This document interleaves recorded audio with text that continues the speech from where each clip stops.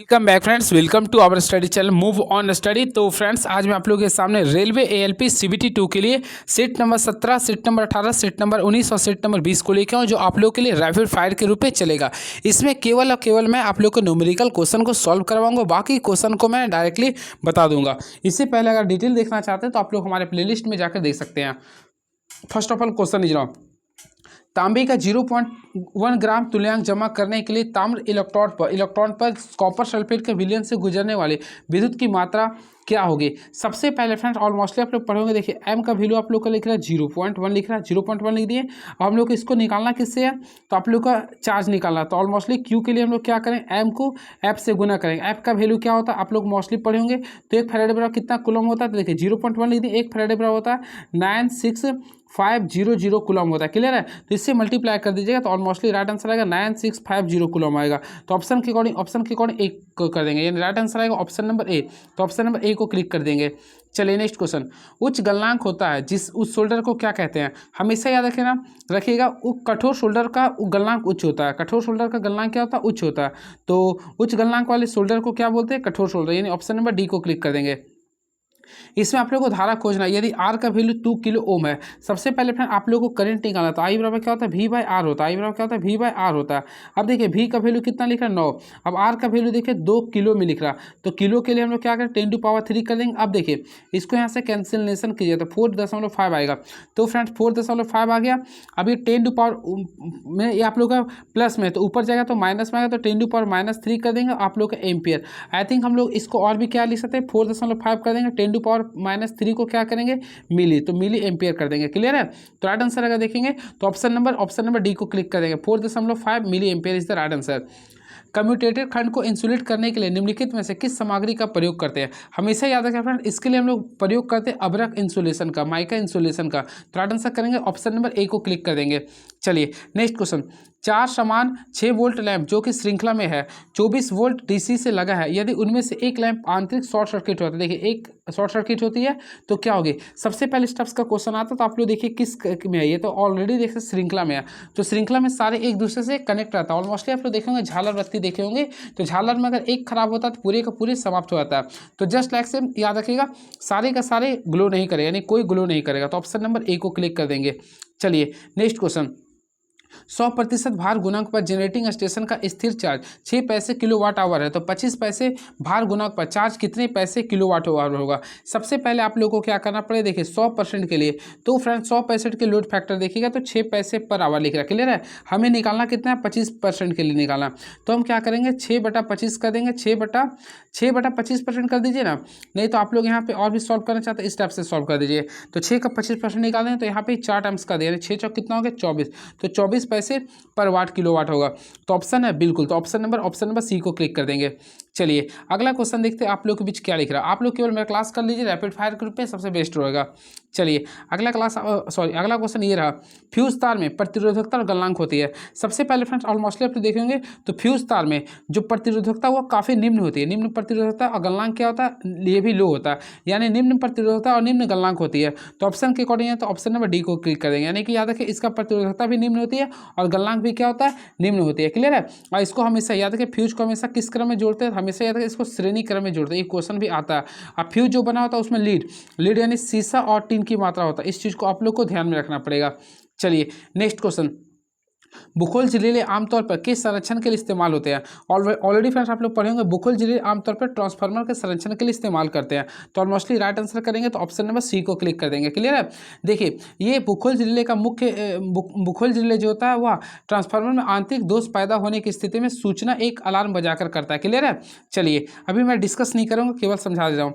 एक बल्ब यदि 70 सीपी का औसत प्रदीपन पैदा करता है तो उसके द्वारा कुल फ्लक्स कितना उत्पन्न करेगा। सबसे पहले जब भी कुल फ्लक्स के लिए बातें करना चाहते हैं, देखिए आप लोग को मैं बता देना चाहता हूँ, जब भी कुल फ्लक्स के लिए, कुल फ्लक्स है ना, हाँ, तो जब भी कुल फ्लक्स के लिए बोले फ्रेंड तो आप लोग क्या कीजिएगा ना, इसके लिए क्या कीजिए, हमेशा 4 पाई से गुना कर दिए औसत प्रदीपन को।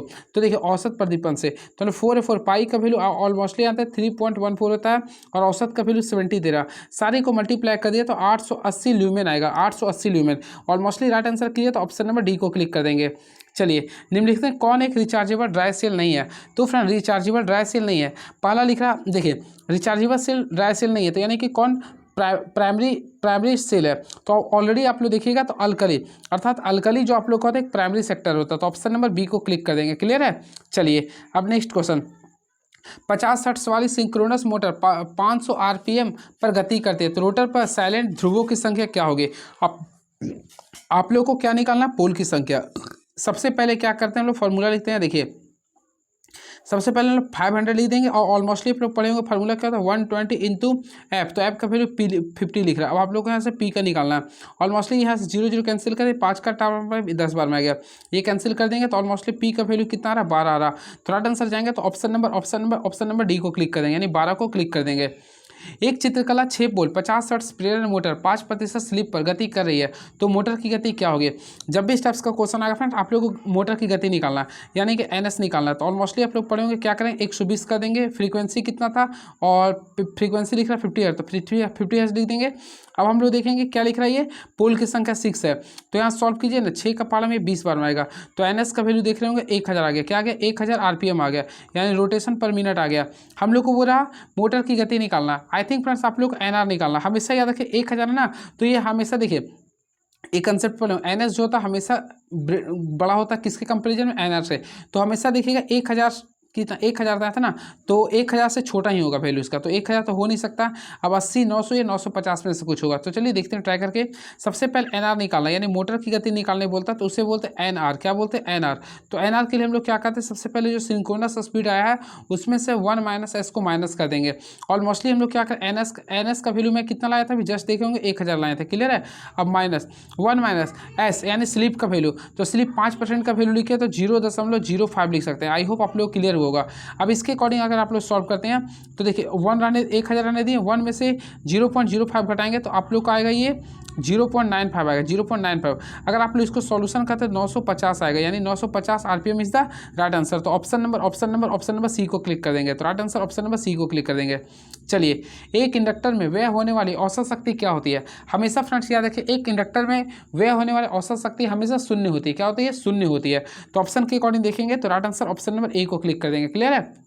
चलिए हमारा क्लास रैपिड फायर की तरह चल रहा है। तो फ्रेंड्स क्वेश्चन आता है क्यों होते हैं, क्योंकि आप लोगों को पता है शुद्ध प्रेक्षीय परिपथ में प्रतिरोध का मान क्या होता है? 0 होता है। तो ये 0 होने से ऑलरेडी ये भी आप लोगों का 0 हो जाएगा।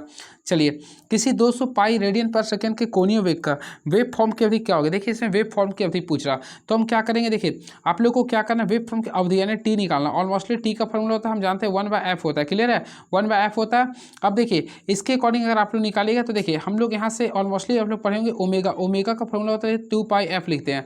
तो यहाँ से f का अगर वैल्यू निकालेगा तो लिख सकते हैं आप लोग एफ का वैल्यू निकालना ना, तो यहाँ पे देखिए मान लीजिए एफ का वैल्यू निकालते हैं तो हम लोग क्या लिखेंगे, ओमेगा/2π लिख सकते हैं ना, ओमेगा/2π लिख देंगे। तो ये जो एफ है ना यहाँ पे हम डायरेक्टली करेंगे टी कर देंगे, 2π ऊपर चल जाएगा तो 2π बाई क्या करें एफ कर देंगे। ये फार्मूला आप लोगों को करना पड़े। देखिए फिर से मैं बता रहा हूँ, यहाँ पे देखिए वेव फॉर्म के लिए बोल रहा था, तो ऑलमोस्टली आप लोगों को मैं बताया था देखिए ओमेगा, तो ओमेगा का फार्मूला जो होता है 2πf होता है। क्या होता है? 2πf होता है।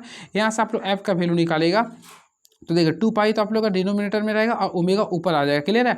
अब इसी के अकॉर्डिंग मैं बता रहा हूँ। तो फ्रेंड एफ का वैल्यू ये हो गया, तो हम लोग को निकालना किसका था? टी का। तो इसका जस्ट इन्वर्स कर देंगे 1/f करेंगे ना, तो यानी एफ का उल्टा कर देंगे, यानी 2π क्या करेंगे फ्रेंड, तो 2π ओमेगा करेंगे।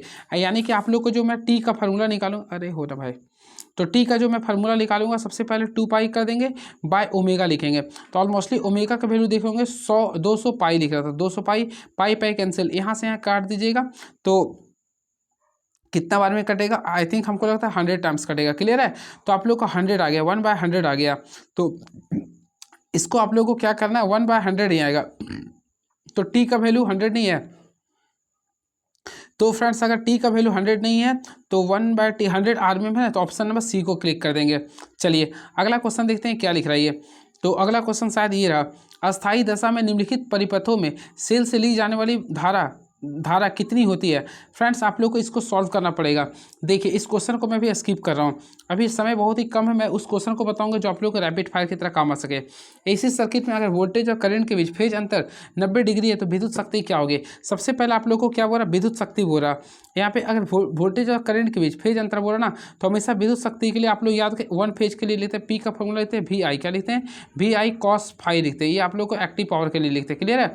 अब देखिए फेज अंतर कितना 90 डिग्री, ऑलमोस्ट आप लोग जानते हैं cos 90 का वैल्यू क्या होता है 0, तो यहाँ पे P का वैल्यू क्या होगा 0। तो ऑप्शन के अकॉर्डिंग चलेंगे तो ऑप्शन नंबर डी को क्लिक कर देंगे। आई होप आप लोग को अच्छा लगा होगा।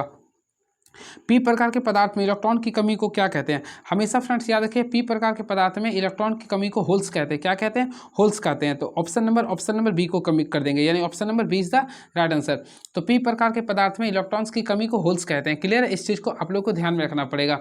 चलिए अगले क्वेश्चन देखते हैं क्या लिख रहा। रिवर्स वोल्टेज की मात्रा जिस पर डायोड से धारा का प्रवाह शुरू होता है उसे क्या कहते हैं। तो फ्रेंड्स याद रखें रिवर्स वोल्टेज की मात्रा जिस पर डायोड से धारा का प्रवाह होता है वह शून्य होता है। क्या होता है ये शून्य, ये जो होता है शून्य होता है ना, शून्य होता है अर्थात इसे बोले वेक डाउन वोल्टेज, यानी ऑप्शन नंबर डी को क्लिक कर देंगे। चलिए अगला क्वेश्चन देखते हैं क्या लिख रहा है। एन प्रकार के अर्धचालकों में बहुसंख्यक आवेश वाहक होते हैं। तो देखिए पी टाइप वाले में मैं अभी क्या बताया था, पी टाइप में होता है ज़्यादा होल्स होता है, तो एन टाइप में इलेक्ट्रॉन्स होता है। क्या होता है, इलेक्ट्रॉन्स होता है। तो राइट आंसर करेंगे तो ऑप्शन नंबर ए को क्लिक कर देंगे। चलिए वह प्रवर्धक जिसमें ट्रांजिस्टर अभिनति और वोल्टता समायोजित किए जाते हैं ताकि संग्राहक धारा अर्ध समय के लिए प्रवाहित हो। तो फ्रेंड इसके लिए आगे जाएगा ना तो ऑप्शन नंबर बी को क्लिक कर दें, यानी ऑप्शन नंबर ए। यानी कि फ्रेंड याद रखिएगा वर्ग बी प्रवर्धक जिसमें ट्रांजिस्टर अभिनति और वोल्टता समायोजित किए जाते हैं। क्लियर है। चलिए अगला, एक कंडीशनर 280 वोल्ट 50 हर्ट्ज पर 4.4 एम्पियर धारा लेता है तो कंडीशनर का वैल्यू ज्ञात करना। और मोस्टली फ्रेंड्स आप लोग निकाल लिए होंगे। सबसे पहले हम लोग को निकालना कंडीशनर के लिए XC, तो 1/XC का वैल्यू अगर लिखते हैं तो हम लोग क्या करेंगे VC बाय क्या लिखेंगे IC करेंगे। क्लियर है। अब देखिए VC का वैल्यू निकालेगा तो ऑलमोस्टली कितना होता है 280 लिख रहा, बाय IC का वैल्यू दिखे तो 4.4 है। अब यहाँ से सॉल्व कीजिएगा तो आप लोग के बीच वैल्यू आएगा 63.63 ओम आ गया। क्लियर है। अब आप लोग निकालना पड़ेगा XC का वैल्यू। और मोस्टली मैं बताया था आप लोग का फॉर्मूला होता 1/2πfc होता है, 1/2πfc होता।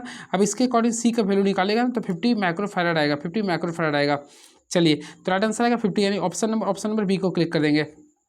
चलिए अगला क्वेश्चन देखते हैं आप लोग बीच नेक्स्ट क्वेश्चन क्या लिख रहा है ये। तो नेक्स्ट क्वेश्चन, निम्नलिखित में कौन से सामग्री का उपयोग अर्ध प्लेटों के आसपास मिट्टी की नमी और कम प्रतिरोध बनाए रखने के लिए करते हैं। तो फ्रेंड देखिए इसमें आप लोग भूसंपर्क तार के बारे में बोल रहे हैं ना, तो इसके लिए नमक, चारकोल और पानी का प्रयोग करते हैं। तो ऑप्शन नंबर ए को क्लिक कर देंगे। चलिए भूमि प्रतिरोध को इस प्रकार बनाया जाना चाहिए कि यह हो। तो फ्रेंड्स याद रखिएगा भूमि प्रतिरोध को इस प्रकार बनाया जाना चाहिए कि वह जितना संभव हो तो उतना निम्न हो, यानी कि हमेशा निम्न होना चाहिए, यानी जितना हो सके उतना निम्न होना चाहिए। तो ऑप्शन नंबर ए को क्लिक कर देंगे। वायरिंग के लिए आवश्यक सामग्री होती है, तो ऑलमोस्टली फिर ऑप्शन के अकॉर्डिंग आप लोग क्लिक कर सकते हैं। तो वायरिंग के लिए आवश्यक सामग्री जो होता है ऑप्शन के अकॉर्डिंग देखिएगा ना, तो लकड़ी का पेंच होगा। चलिए CRO का उपयोग किस सीमा तक की आवृत्ति को मापने के लिए करते हैं। तो फ्रेंड्स ये आप लोगों के लिए काफ़ी इंपॉर्टेंट क्वेश्चन है। तो CRO का उपयोग करते 1 गीगाहर्ट्ज तक की आवृत्ति को मापने के लिए करते हैं। क्लियर है। और इसका फुल फॉर्म याद रखिए कैथोड रे ऑसिलोस्कोप बोलते हैं। क्लियर। एक प्रकार का इलेक्ट्रॉनिक मापन यंत्र है जिसके द्वारा DC याद रखिए, इसके द्वारा DC वैद्युत राशियों की तरंग आवृत्ति को मापते हैं। क्लियर है। इसमें तरंग यानी कि इसमें वेव की तरह जो तरंग आता है उसको मापता है ये। दाबित ग्लास लैंप का सामान्य अपेक्षित आयु कितनी होती है। तो फ्रेंड्स याद रखिए दाबित ग्लास लैंप की जो आयु होती है यानी अपेक्षित आयु होती है वह 200 होता है। क्या होता है 200 घंटा, यानी ऑप्शन नंबर डी को क्लिक कर देंगे। पावर स्टेशन का कार्य क्या है। और मोस्टली फ्रेंड आप लोग देखे होंगे। और पावर स्टेशन का कार्य क्या होता है, देखिए विद्युत का उत्पादन करना। मैं खुद जहाँ से बिलोंग्स करता हूँ, मैं गझंडी गाँव से बिलोंग्स करता हूँ, वहाँ पे देखा हूँ पावर हाउस है, तो वो क्या करता है विद्युत का उत्पादन करता है। क्लियर है। चलिए RCC पोल का प्रयोग कहाँ किस लाइन में करते हैं। तो फ्रेंड्स याद रखिए RCC का जो हम लोग प्रयोग करते हैं 11 kV तक लाइन में करते हैं, 11 kV तक, यानी ऑप्शन नंबर डी को प्रयोग करेंगे। चलिए कोरोना का एक हानि क्या है। तो फ्रेंड आप लोग कोरोना वायरस मत समझिएगा। देखिए कोरोना का सबसे बड़ा हानि होता है ना कि उसमें इसमें होता शक्ति हानि। कोरोना में सबसे बड़ा क्या होता है, शक्ति हानि होती है। तो ऑप्शन के अकॉर्डिंग देखें तो ऑप्शन नंबर ए को क्लिक कर देंगे। क्लियर है। और फ्रेंड्स याद रखिए कोरोना के कारण विद्युत शक्ति हानियाँ बढ़ सकती है जिसके कारण संचरण लाइनों की दक्षता घट जाती है। इसके साथ साथ कोरोना के कारण चालकों की पृष्ठ भी खुरदर हो जाती है। फिर कोरोना के कारण तृतीय हार्मोनिक्स उत्पन्न होती है जिससे धारा की जैवक्रिय तरंग प्राप्त होती है। चलिए ये रहा 29 क्वेश्चन। अगला क्वेश्चन देखते हैं क्या लिख रहा है ये। किसी डीसी जनरेटर में अधिकतम ईएमएफ तब उत्पन्न होता है जब, तो फ्रेंड्स याद रखिए किसी डीसी जनरेटर में अधिकतम ईएमएफ तब उत्पन्न होता है जब फ्लक्स में परिवर्तन की दर क्या होता है, अधिकतम होती है। जब फ्लक्स में परिवर्तन की दर क्या होती है, अधिकतम। तो ऑप्शन नंबर बी को क्लिक करें। ये क्वेश्चन काफ़ी अच्छा क्वेश्चन था, तो बी को क्लिक करेंगे। और मोस्टली ई का फॉर्मूला क्या होता है, तो d5 क्या लिखते हैं, dt। ये भी आप लोग याद रखिएगा। क्लियर है। चलिए इसके साथ साथ मैं आप लोग को बताना चाहता हूँ, देखिए इसके लिए उत्पन्न ईएमएफ का वैल्यू निकालेगा ना, तो हमेशा लिखते हैं P5NZ/60 करते हैं। सॉरी मैं एक्स्ट्रा बताने लगता हूँ, चलिए अब नहीं बताऊँगा। चलिए 31 नंबर क्वेश्चन। जिस मोटर में घुमाव का एक हिस्सा श्रृंखला से जुड़ा होता है और दूसरा भाग आर्मेचर से जुड़ा होता है, उसे क्या कहते हैं। ऑलमोस्टली फ्रेंड उसे हम लोग बोलते हैं कंपाउंड मोटर। याद रखिएगा कंपाउंड मोटर में श्रृंखला क्षेत्र कुंडली तथा शंट कुंडली दोनों का संयोजन होता है, तो हम लोग क्या बोलेंगे, कंपाउंड। क्लियर है। तो ऑप्शन नंबर ए को क्लिक कर देंगे। एक ट्रांसफार्मर निम्नलिखित में से किस पैरामीटर को रूपांतरित करता है। ऑलमोस्टली फ्रेंड ट्रांसफार्मर जो होता है ये शक्ति का रूपांतरित करता है। यहाँ रूपांतरित के बारे में बोल रहे हैं। देखिए तो ट्रांसफर, तो हम इसे ट्रांसफर जो करता है वह शक्ति का यानी कि पावर का। इस चीज़ को याद रखिएगा, ये इंपॉर्टेंस क्वेश्चन, ये क्वेश्चन आ सकता है आप लोग का पेपर में। तो याद रखिए एक ट्रांसफार्मर शक्ति का रूपांतरण करता है जबकि वोल्टेज को स्टेप डाउन तथा स्टेप अप करने का कार्य करता है। क्लियर है। और इसमें फ्रीक्वेंसी का जो मान होता है ना वो हमेशा कॉन्स्टेंट होता है। क्लियर है। तो ट्रांसफर शक्ति का करता है, फ्रीक्वेंसी आप लोग का कॉन्स्टेंट होता है, वोल्टेज को बढ़ाता घटाता है। क्लियर है। चलिए नेक्स्ट क्वेश्चन। प्रेरण मोटर का स्टेटर से बनाया जाता है, तो हमेशा याद रखिए प्रेरण मोटर इंडक्शन मोटर का जो स्टेटर बनाता है वह सिलिकॉन स्टील का बनता है। किसका बनता है, सिलिकॉन स्टील का। तो ऑप्शन नंबर ए को क्लिक कर देंगे। अब प्रेरण मोटर का स्थिर भाग स्टेटर कहलाता है। कोई व्यक्ति बेहोश हो जाता है तो सबसे पहले क्या करना चाहिए, तो देखिए व्यक्ति के श्वसन की जांच करनी चाहिए, व्यक्ति की नाड़ी की जांच करनी चाहिए, व्यक्ति को लगी चोट की जांच करनी चाहिए, व्यक्ति को रक्तचाप की जांच करनी चाहिए। सबसे पहले जब भी अगर बेहोश होता है तो ऑप्शन के अकॉर्डिंग व्यक्ति के श्वसन की जांच करनी चाहिए कि सांस ले रहा है कि नहीं। तो ऑप्शन नंबर ए को क्लिक करेंगे। चलिए निकिल आयरन स्टील का धनात्मक प्लेट बना होता है। देखिए निकिल है तो ऑलमोस्टली लिखेंगे निकिल हाइड्रोक्साइड। तो ऑलमोस्टली राइट आंसर करेंगे ऑप्शन नंबर डी को क्लिक कर देंगे। क्लियर है। Nickel hydroxide. और फ्रेंड्स इसके लिए जो ईएमएफ का जो वैल्यू था 1.2 से लेकर 1.5 तक होता है, ये भी याद रखिएगा। चलिए हथौड़े को किस आधार पर वर्गीकृत किया गया, तो फ्रेंड्स याद है कि हथौड़े को उसके फ्रेम के आधार व आकार व भार पे करते हैं। तो राइट आंसर करेंगे ऑप्शन नंबर बी को क्लिक कर देंगे। चलिए अगला क्वेश्चन देखते हैं क्या लिख रहा है, यानी कि 37 नंबर क्वेश्चन को देखते हैं क्या लिख रहा है। ये क्या लिख रहा है भाई, हाँ रियो स्टेट का प्रतीक क्या है। तो ऑप्शन के अकॉर्डिंग देखिए आप लोग को रियो स्टेट के बारे में बोल रहा है। क्लियर है। तो ऑप्शन के अकॉर्डिंग देखिए तो ऑप्शन नंबर 1 जो आप लोग का एक रियो स्टेट का प्रतीक है। क्लियर है। चलिए वही बातें करना चाहते हैं फ्रेंड। इसमें ये आप लोग देख रहे हैं इसको क्या बोलेंगे, तो ये स्विच का सांकेतिक परिरूप है। क्लियर है। और ये आप लोग जो देख रहे हैं ना ये आप लोग का लैंप भी लिख सकते हैं या फिर बल्ब भी लिख सकते हैं। क्लियर है। और ये आप लोग का फ्यूज में लिख रहा, तो बहुत अच्छा क्वेश्चन था ये। एक खुले परिपथ में क्या होता है, तो हमेशा याद रखें एक खुले परिपथ में प्रतिरोध अनंत धारा शून्य होती है। हमेशा याद रखें एक खुले परिपथ में प्रतिरोध क्या होगा, अनंत होता है। याद रखिए इसमें खुले परिपथ में अगर रेजिस्टेंस की बात करना चाहते हैं तो अनंत होता है। क्लियर है। और धारा क्या होता है, शून्य होता है। और उसी प्रकार भी का भी वैल्यू निकालेगा ना तो भी का भी वैल्यू क्या होगा, अनंत होगा। इस चीज़ को याद रखिएगा एक खुले परिपथ में। आई होप आप लोगों को क्लियर हो गया होगा। तो इसमें प्रतिरोध क्या होगा, अनंत होगा, धारा शून्य होगा, भी क्या होगा, अनंत होगा। तापमान बढ़ने से तांबे का प्रतिरोध क्या होगा, ऑलमोस्टली फ्रेंड्स आप लोग पढ़े होंगे तांबा क्या है, चालक है, तो इसका भी प्रतिरोध क्या होगा, बढ़ेगा। पीटीसी का रूल को निभाता है क्योंकि कंडक्टर पीटीसी के रूल को निभाता है, यानी पॉजिटिव टेम्परेचर कोएफिशिएंट, तो ये बढ़ेगा। चलिए अगला क्वेश्चन। वायर के सिरे पर टिनिंग का क्या तात्पर्य है, तो फ्रेंड्स याद रखिए टिनिंग का अर्थ होता है वायर के सिरे के ऊपर सोल्डर की पतली कोटिंग लगाना। तो ऑप्शन के अकॉर्डिंग लगाएं तो ऑप्शन के अकॉर्डिंग करेंगे तो ऑप्शन नंबर सी को क्लिक कर देंगे। यदि किसी समांतर सर्किट में समांतर प्रतिरोधों को एक सर्किट से हटा दिया जाए तो कुल प्रतिरोध क्या होगा। हमेशा फ्रेंड्स याद रखें यदि किसी भी समांतर सर्किट से समांतर प्रतिरोधकों को एक सर्किट से अगर हटा देंगे तो ऑलमोस्टली आप लोग देखिएगा ना इसका प्रतिरोध क्या होता है, बढ़ जाता है। क्या होता है, ये बढ़ जाता है। आप लोग देख लीजिएगा भी आजमा कर। क्लियर है। चलिए तो राइट आंसर करेंगे ऑप्शन नंबर बी को क्लिक कर देंगे।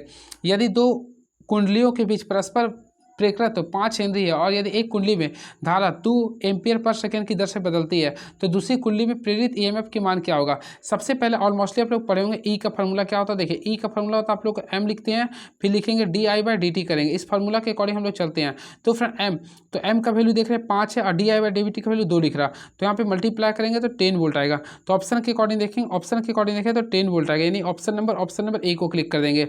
चलिए अगला क्वेश्चन। 50 हर्ट्ज की आवृत्ति के अल्टरनेटिंग करंट को एक कैपेसिटर 20 ओम प्रतिघात प्रदान करता है। यदि आवृत्ति 100 हर्ट्ज है तो प्रतिघात कितना होगा। सबसे पहले फ्रेंड्स आप लोगों को निकालना प्रतिघात निकालना है। ऑलमोस्टली प्रतिघात निकालने के लिए एक्सी बोलते हैं, तो इसको फार्मूला हम लोग निकालते हैं तो 1 बाय क्या लिखते हैं 2 पाई FC करते हैं, 1/2 पाई FC करते हैं। क्लियर है। तो हम लोग क्या करेंगे, ऑलमोस्टली आप लोग देखिए एक्स इज इन्वर्सली प्रोपोर्शनल क्या होगा, 1 बाय फ्रीक्वेंसी का हो रहा। अब इसी के अकॉर्डिंग आप लोग को मैं बताना चाहता हूँ, देखिएगा थोड़ा सा यहाँ पे हम लोग 2 को का लिख रहा है, तो एफ एक्स टी लिख देंगे और एक लिखेंगे C1 के रूप में लिखेंगे। अब दोनों का फ्रीक्वेंसी को 2 बाय क्या 1 बाय क्या लिखेंगे 2। अब इसके अकॉर्डिंग आप लोग को एक्स यानी कि कंडक्टर को 2 का वैल्यू निकालना था, तो शुरू का वैल्यू 20 हर्ट्स लिख रहा था, क्लियर है। अब यहाँ पे अगर आप लोग देखिए तो 50 बाय क्या लिखेंगे 100, 50 बाय क्या लिखेंगे 100। तो यहाँ से सॉल्व कीजिए तो देखिए यहाँ पे सॉल्व कीजिएगा तो कितना आएगा 2 यानी कि 10 आ जाएगा। देखिए इसका पार्ट में 2 बार में आएगा, 2 का पार्ट में ये 20 आता है 10 बार में, तो राइट आंसर आएगा 10 ओम। तो ऑप्शन के अकॉर्डिंग 10 ओम यानी ऑप्शन नंबर डी को क्लिक कर देंगे। चलिए अगला क्वेश्चन देखते हैं क्या लिख रहा है ये। तो फिर नेक्स्ट क्वेश्चन ये रहा, अंतर्राष्ट्रीय ओम जो प्रतिरोध की इकाई है को कैसे परिभाषित कर सकते हैं। सबसे पहले ऑलमोस्टली आप लोग पढ़ेंगे आर, तो आर बराबर क्या होता है V/I यानी कि वोल्ट प्रति एम्पियर। वोल्ट प्रति एम्पियर को क्या बोलेंगे, वोल्ट प्रति एम्पियर को हम लोग बोलेंगे ओम बोलेंगे। तो ऑप्शन है अरे ओ सॉरी यहाँ पे वो अंतर्राष्ट्रीय ओम प्रतिरोध इकाई उसे कैसे परिभाषित करेंगे। तो हमेशा याद रखें इसके लिए परिभाषित करने के लिए हम जो यूज करते हैं वह पारिक स्तंभ से करते हैं, पारिक के स्तंभ से करते हैं। और याद रखिएगा एक अंतर्राष्ट्रीय ओम का जो वैल्यू होता है 1.00000 होता था शायद, हाँ प्लस इंटू 49 होता है, क्लियर है। इस चीज़ को भी आप लोग को ध्यान रखना पड़ेगा। चलिए नेक्स्ट क्वेश्चन देखते हैं क्या लिख रहा। सार्वभौमिक मोटर निम्नलिखित में से किस घरेलू उपकरण में प्रयोग की जाती है। तो फ्रेंड्स याद रखिए सार्वभौमिक मोटर जो होता है वह मिक्सर ग्राइंडर में प्रयोग करते हैं, मिक्सर ग्राइंडर में। तो ऑप्शन नंबर डी को क्लिक कर देंगे। चलिए next question, running motor delta में प्रदान करने के लिए जुड़ा होता है। तो फ्रेंड्स याद रखिए रनिंग मोटर डेल्टा में उच्च टॉर्क प्रदान करने के लिए जुड़ा होता है। क्या होता है ये, तो ये हमेशा उच्च टॉर्क को प्रदान करने के लिए जुड़ा होता है। अगला, निम्नलिखित में कौन से ट्रांसफार्मर का इनपुट की तुलना में निम्न आउटपुट वोल्टेज होता है। तो फ्रेंड्स याद रखिएगा कौन से ट्रांसफार्मर है इनपुट की तुलना में निम्न वोल्टेज होता है। तो निम्न वोल्टेज यानी निम्न वोल्टेज यानी लो वोल्टेज किस में होता है, तो स्टेप डाउन में होता है, स्टेप डाउन में। तो ऑप्शन नंबर ए को क्लिक कर देंगे। आई होप आप लोग को अच्छा लगा होगा। चलिए निम्नलिखित में से किसी डीसी मोटर का बैंक ईएमएफ अचानक शून्य हो जाता है तो क्या होगा। फ्रेंड्स याद रखिएगा किसी भी डीसी मोटर का अगर बैंक ईएमएफ अगर 0 हो जाता है तो क्या होता है, मोटर का आर्मेचर जल जाता है। क्या होता है, मोटर का आर्मेचर जल जाएगा। तो ऑप्शन नंबर हम लोग बी को क्लिक करेंगे, क्लियर है। चलिए अगला क्वेश्चन देखते हैं क्या लिख रहा। डिश धारा जनित में दिक् परिवर्तक प्रक्रिया में मुख्य रूप से क्या होता है। तो फ्रेंड इसके लिए याद रखिएगा चुंबकीय उदासीन अक्ष को पार करता है, यानी राइट आंसर करें तो ऑप्शन नंबर सी को क्लिक कर देंगे।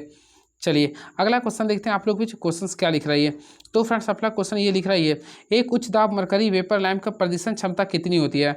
तो ये याद करने वाला क्वेश्चन है। तो इसके लिए वैल्यू होता है 44 से 57 ल्यूमेन प्रति वाट होता है। तो ऑप्शन नंबर ए को क्लिक कर देंगे। यूनिवर्सल मोटरों में कंपेंसेट वाइंडिंग किस तरह का प्रयोग किया गया है। तो फ्रेंड इसके लिए अगर हम लोग बताना चाहते हैं तो आर्मेचर प्रतिक्रिया के प्रभाव को कम करने के लिए। तो राइट आंसर करेंगे ऑप्शन नंबर ए को क्लिक कर देंगे। एसी परिपथ में धारा की दिशा क्या होती है। तो हमेशा याद रखिए फ्रेंड एसी परिपथ में जो धारा की दिशा होती है वह एसी में हमेशा पल पल बदलती रहती है। ऑलमोस्टली आप लोग देखे होंगे इसका ग्राफ के अकॉर्डिंग। चलिए एक चार ध्रुव 50 हर्ट्ज प्रेरण मोटर की स्लिप 0.5 है तो रोटर प्रेरित वोल्टता की आवृत्ति क्या होगी। देखिए इसके लिए फार्मूला को आप लोग लिख लीजिए, क्वेश्चन आ सकता है। ये एफ आर का जो वैल्यू होता है सबसे पहले स्लिप इंटू फ्रीक्वेंसी कीजिएगा। ऑलमोस्टली स्लिप का वैल्यू देख रहा है 0.5 और फ्रीक्वेंसी का वैल्यू लिख रहा है शायद 50 हर्ट्ज लिख रहा है। तो दोनों को मल्टीप्लाई कीजिए तो कितना आएगा 25 हर्ट्ज आएगा। ऑप्शन है, ऑप्शन नहीं है क्या है, बिल्कुल। तो ऑप्शन नंबर बी को क्लिक कर देंगे। तो राइट आंसर करेंगे ऑप्शन नंबर बी। एक काम कीजिए आप लोग फार्मूला को साइड से लिख लीजिए। तो एफ आर का वैल्यू होता है एस इंटू एफ होता है, क्लियर है। चलिए अगला क्वेश्चन देखते हैं क्या लिख रहा है। डीसी मशीन की वाइंडिंग पूर्ण पिच वाइंडिंग कहलाती है। तो फ्रेंड्स आप लोग को क्या बोल रहा है, पिच वाइंडिंग। तो डीसी मशीन की वाइंडिंग पूर्ण पिच वाइंडिंग कहलाती है जब वाइंडिंग पिच पोल के तुल्य होते हैं, यानी कि जब दोनों अगर बराबर हो। देखिए हमेशा ये वाइंडिंग में दोनों क्या होता है, इक्वल होता है, यानी वाइंडिंग इक्वल टू पिच होता है, क्लियर है। चलिए दोनों आपस में इक्वल होता है। चलिए विद्युत मशीनों में विद्युत चुंबकीय के ध्रुव के सूच के लिए पसंदीदा सामग्री क्या होती है। तो फ्रेंड्स इसके लिए हम लोग जो होता है शुद्ध लोहा होता है। क्या होता है, शुद्ध लोहा। तो ऑप्शन नंबर सी को क्लिक कर देंगे। चुंबकशीलता की इकाई क्या होता है। ऑलमोस्टली फ्रेंड चुंबकशीलता को हम लोग किससे डिनोट करते हैं, म्यू से करते हैं। ये तो इसका फार्मूला हम लिखते हैं B/H लिखते हैं। क्या लिखते हैं, B/H लिखते हैं। अब यहाँ से लिखिए V का फार्मूला होता है वेबर होता है, वेबर, और H का होता है V/H। हाँ तो यहाँ पे मीटर स्क्वायर लिखेंगे, तो वेबर पर मीटर स्क्वायर लिखेंगे। तो ऑप्शन नंबर ए को क्लिक कर सकते हैं। नहीं यहाँ पे सॉरी मैं गलत बता दिया, सॉरी एक्सट्रीमली सॉरी। तो फ्रेंड चुंबकशीलता का जो इकाई होती है वह हेनरी प्रति मीटर होता है, सॉरी हेनरी प्रति मीटर होता है, यानी ऑप्शन नंबर डी को क्लियर। यहाँ पे चुंबकशीलता लिख रहा, मिस्टेक कर गए थे, सॉरी फ्रेंड। तो हेनरी प्रति मीटर होता है, क्लियर है। और वही चुंबकीय क्षेत्र तीव्रता की बोलते हैं ना, तो चुंबकीय क्षेत्र तीव्रता की बोलते हैं ना, तो वो वेबर पर मीटर होता है। इसी को हम बोलते हैं टेस्ला भी बोलते हैं। क्या बोलते हैं इसे, टेस्ला बोलते हैं। और फ्रेंड्स इसको हम लोग म्यू बोलते हैं, क्या बोलते हैं, म्यू बोलते हैं। चलिए क्वेश्चन आता है निर्वात में या हवा के चुंबकशीलता का वैल्यू क्या होता है। तो देखिए इसका जो वैल्यू होता है, क्वेश्चन शायद कहीं टेस्ट में था, तो 4 पाई इंटू, यहाँ पे 4 पाई तो होता सब जानते हैं, लेकिन 10⁻⁷ होता है, -7 होता है, हेनरी पर मीटर होता है। इस चीज़ को याद रखिए, यहाँ माइनस वाला बहुत को स्किप कर जाते हैं। चलिए अगला क्वेश्चन देखते हैं क्या लिख रहा है ये। तो लिखा सेल का समांतर समूह निम्नलिखित में से किया था। और मोस्टली फ्रेंड्स में आप लोग बताते हैं, सेल को हम लोग समांतर समूह में जोड़ते हैं तो करंट की क्षमता को बढ़ाने के लिए करते हैं। तो करंट की क्षमता को बढ़ाने के लिए करंट को समांतर क्रम में जोड़ते हैं, और सेलों के समूह को बैटरी कहते हैं।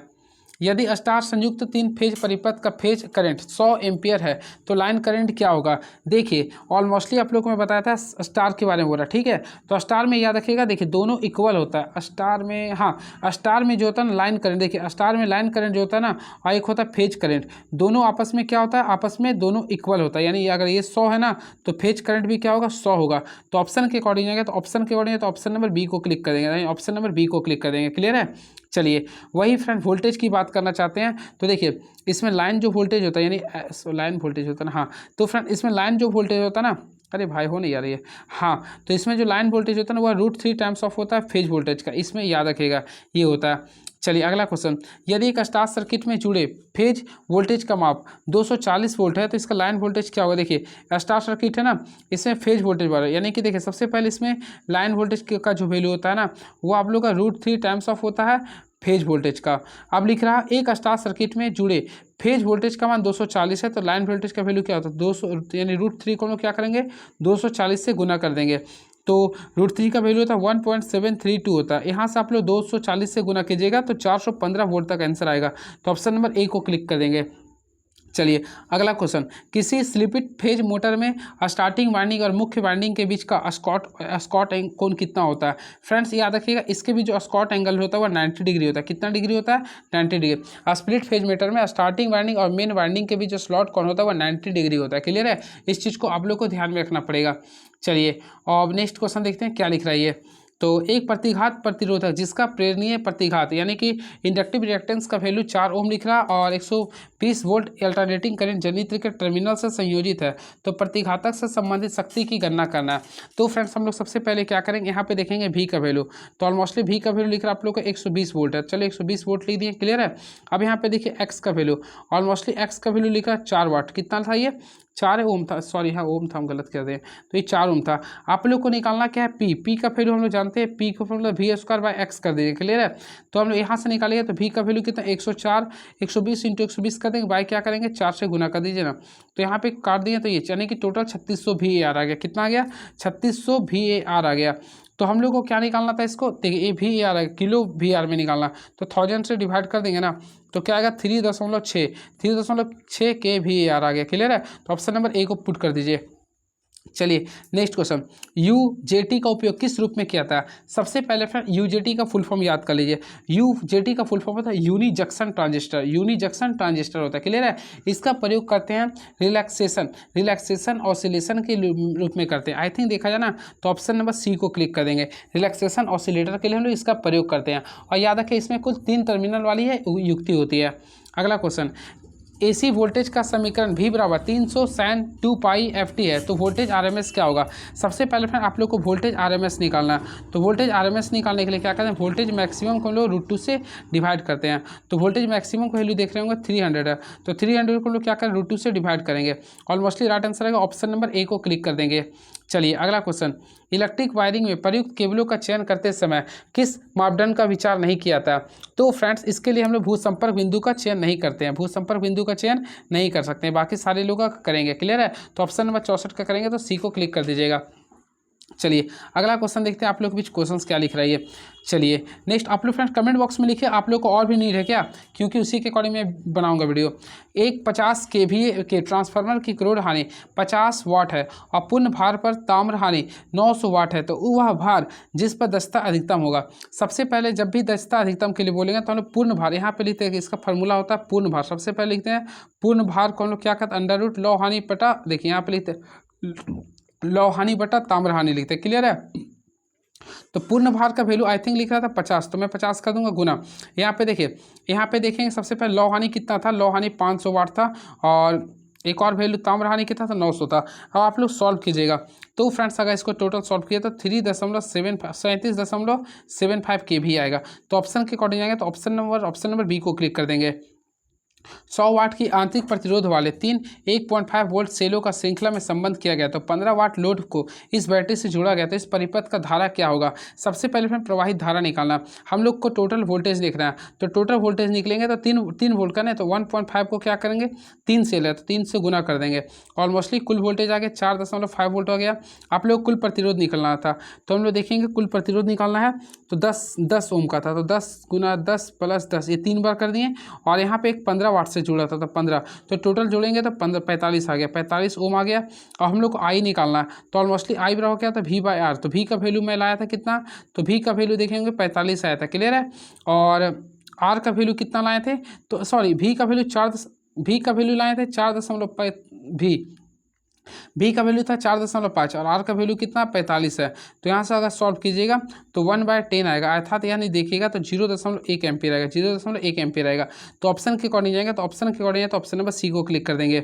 चलिए 40 वाट 60 वाट 100 वाट के 3 बल्बों को श्रेणी क्रम में 220 वोल्ट AC करंट के साथ जोड़ा गया तो कौन सा देखिए यहाँ पे क्या लिखा AC तो कौन सा बल्ब सर्वाधिक चमकेगा। जब भी ऐसा क्वेश्चन आता है देख लिया किस क्रम में है तो फ्रेंड्स ऑलमोस्टली लिखा है श्रेणी क्रम में। हमेशा याद रखिएगा श्रेणी क्रम में जिसका प्रतिरोध युद्ध, देखिए मैं लिख देता हूँ यहाँ पे श्रेणी क्रम में जिसका रेजिस्टेंस उच्च होता है यानी जिसका रेजिस्टेंस अगर अधिक होता है वह ज़्यादा चमकेगा यानी उसका शाइनिंग भी क्या होगा अधिक होगा, ठीक है। इस चीज़ को याद रखिएगा। और वही अगर पैरेलल क्रम में देखें यानी समांतर क्रम में बोलते हैं ना तो समांतर क्रम में जिसका रेजिस्टेंस उच्च होता है यानी मान लीजिए जिसका रेजिस्टेंस अधिक होता है ना वह कम प्रकाश देता है, ये याद रखिएगा, अपोजिट होता है। तो यहाँ पे देखिएगा सबसे ज़्यादा रेजिस्टेंस आप लोग को निकालना पड़ेगा। हम लोग जानते हैं देखिए रेजिस्टेंस और पावर का बीच इक्वेशन क्या होता है तो ऑलमोस्टली आप लोग पढ़ेंगे resistance is inversely proportional to power होता है। आई थिंक जिसका कम पावर है तो 40 वाट तो फ्रेंड्स सबसे कम पावर किसका था 40 वाट का। तो ऑलमोस्टली याद रखिएगा 40 वाट वाला जो बल्ब होगा ना वह सबसे अधिक चमकेगा। फिर से मैं थोड़ा समझा देता हूँ क्योंकि क्वेश्चन आप लोग का पेपर में आ सकता है। देखिए जब भी चमकने वाला क्वेश्चन रहता है यहाँ श्रेणी क्रम में तो देखिए मैं थोड़ा सा सॉरी टाइम ज़्यादा ले रहा हूँ। श्रेणी क्रम में याद रखिएगा श्रेणी क्रम में यानी जिसका प्रतिरोध अधिक होगा, जिसका प्रतिरोध अधिक रहेगा वह चमकेगा भी ज़्यादा, क्या होगा चमकेगा भी ज़्यादा, लेकिन उसका जो पावर होता है वह कम होता है। क्या होता है पावर कम होता है। तो ऑप्शन के अकॉर्डिंग देखिए पावर सबसे कम किसका 40 वाट का तो 40 वाट कर देंगे। यही समांतर क्रम में रखता है तो बोलते सबसे ज़्यादा चमकता कौन तो 100 वाट वाला करते हैं। चलिए अगला क्वेश्चन, पंखे के कैपेसिटर का प्रयोजन होता है। What is the purpose of capacitor in field. तो फ्रेंड कैपेसिटर का कार्य क्या होता है, देखिए गड़बड़ी नहीं, इसका काम होता है कैपेसिटर का कार्य क्या होता है फेज शिफ्ट देना। क्या होता है फेज शिफ्ट देना। ये क्वेश्चन काफ़ी तगड़ा है। किसी प्रतिवर्ती धारा परिपथ का आर लिखा 40 ओम है और इंडक्टिव रिएक्टेंस का वैल्यू लिखा 90 ओम है और इंडक्टिव कैपेसिटेंस का वैल्यू 60 ओम है तो वह सभी श्रेणी में है। तो जेड का वैल्यू निकालना। सबसे पहले आप लोगों को मैं बताना चाहता हूँ जेड का फार्मूला आप लोग लिख लीजिएगा। सबसे पहले क्या कीजिए आर लिखिएगा। क्या लिखिएगा देखिए R square plus XL minus XC कीजिएगा। ये फार्मूला होता है एक्सएल माइनस एक्सी का होल स्क्वायर होता है। अब देखिए आर का वैल्यू क्या लिखा था 40 तो यहाँ पे लिख देंगे 40 का स्क्वायर प्लस एक्सएल का वैल्यू यहाँ पे लिखा 90 तो 90 में से 60 या 30 का स्क्वायर यहाँ पे कर देंगे। अब अगर आप लोग बनाइए तो 30 का स्क्वायर कितना होता है आई थिंक 1600 होता है। अब यहाँ पे 1600 300 का स्क्वायर क्या होता है 900 तो यहाँ पे दोनों को ऐड कीजिएगा तो टोटल जो वैल्यू आएगा 2500 आएगा। कितना आएगा 2500 और मोस्टली फिर 2500 को वर्गमूल निकालेगा तो 50 ओम आएगा। कितना आएगा 50 ओम। तो हम लोग अगर राइट आंसर करेंगे तो 50 ओम यानी ऑप्शन नंबर ए को क्लिक कर देंगे। चलिए नेक्स्ट क्वेश्चन, 0.5 वाट आर्मेचर प्रतिरोध का बैंक EMF 180 वोल्ट वाली 220 वोल्ट DC मोटर द्वारा खींचा गया करंट क्या होगा। सबसे पहले अगर आप लोग इसको निकालिए फ्रेंड तो देखिए RA का वैल्यू निकालेंगे। तो देखिए RA का अगर वैल्यू निकालेंगे ना तो 0.5 होगा, 0.5 ओम होगा। उसके साथ साथ EB का वैल्यू निकालेंगे तो देखिए EB का वैल्यू निकालेंगे 180 ओम लिख देंगे। क्लियर है। अब इसके बाद हम V का वैल्यू निकालें तो V का वैल्यू देखेंगे 220 वोल्ट है। क्लियर है। हम लोग को निकालना क्या है कुल करंट के लिए बोल रहा। तो हम लोग देखिए सबसे पहले याद रखिएगा ये V का फार्मूला लिखते हैं ना V बराबर IR होता है तो हम लोग देखिए IA करेंगे इंटू RA करेंगे। ये आप लोग को याद रखिएगा। प्लस इसमें हम लोग EB को जोड़ते हैं यानी कि इंडक्टेंस जो होता है उसे हम लोग ऐड कर देते हैं। ऑलमोस्टली आप लोग को IA निकालना तो हम लोग IA का फार्मूला निकालेंगे ना तो यहाँ लिखेंगे V माइनस EB कर। देखिए थोड़ा सा मैं थोड़ा डिटेल से बता देता हूँ। सबसे पहले आप लोग क्या कीजिए देखिए यहाँ पे आप लोग का बैंक ईएमएफ के बारे में बोल रहा है, मोटर के लिए बोल रहा है, मोटर के लिए बोल रहा है, यहाँ पे याद रखिएगा। तो फ्रेंड्स आप लोग याद रखिए, मोटर के लिए बोलता है ना, तो भी यानी कि भी के लिए जो फार्मूला होता है आप लोग पढ़े होंगे, ईबी लिखते हैं, क्या लिखते हैं, EB plus I A into R, यानी कि आर्मेचर और रेडियस का लिखते हैं, रेजिस्टेंस का। तो यहाँ से हम लोग को क्या निकालना, करंट। तो आई ए का अगर वैल्यू निकालेंगे तो ऑलमोस्टली हम लोग सबसे पहले क्या करेंगे, भी में से क्या करेंगे, ईबी को माइनस करेंगे, यानी कि ईएमएफ वैल्यू को, और डिवाइड किसको करेंगे, तो आर ए को, रेजिस्टेंस को। आप लोग निकालिए, तो वोल्ट लिख रहा तो 200 वोल्ट, और ईएमएफ का वैल्यू अगर आप लोग देखिएगा आई थिंक 180 लिख रहा। अब आर ए का वैल्यू अगर देखिएगा, टोटल 0.5 आ रहा, क्लियर है। अब हम लोग सॉल्व करेंगे, तो ऑलमोस्टली इसको सॉल्व किए तो 80 एम्पियर आएगा, क्या आएगा, 80 एम्पियर। तो राइट आंसर करेंगे तो 80 एम्पियर, यानी कि फ्रेंड्स ऑप्शन के अकॉर्डिंग आते हैं, तो ऑप्शन के अकॉर्डिंग आते हैं 80 एम्पियर, यानी कि ऑप्शन है बिल्कुल। तो ऑप्शन नंबर सी को क्लिक कर देंगे। चलिए अगला क्वेश्चन देखते हैं क्या लिख रहा है। दो तारों का प्रतिरोध जब उन्हें श्रेणी में जोड़ा जाता है तो 25 ओम होता है, और उन्हें समांतर क्रम में जोड़ा जाता है तो 6 ओम होता है। तो प्रतिरोध का मान ज्ञात करना। देखिए सबसे पहले इसका रहेगा तो आप लोग ऑप्शन मेथड से बनाइएगा। तो देखिए R1 प्लस R2 का वैल्यू हो रहा है 25 ओम, क्लियर है। और दोनों को मल्टीप्लाई, यानी कि देखिए इस टाइप से कीजिएगा, दोनों को मल्टीप्लाई कीजिए प्लस दोनों का सम करके देख लीजिए, यानी R1 प्लस R2, इसका वैल्यू आप लोगों को लिख रहा है 6 ओम। आप लोग देखिए कौन सा ऐसा फार्मूला है जिसको दोनों को जोड़ने पर 25 आ रहा, फिर दोनों को गुना करने या फिर नीचे को दोनों को सम से डिवाइड करने पर 6 ओम आता है। तो ऑप्शन के अकॉर्डिंग चलेगा। तो वैसे मेरे पास तो ऑप्शन है, तो देखिए ऑप्शन का राइट आंसर किया तो ऑप्शन नंबर डी होगा, क्लियर है। Option number D.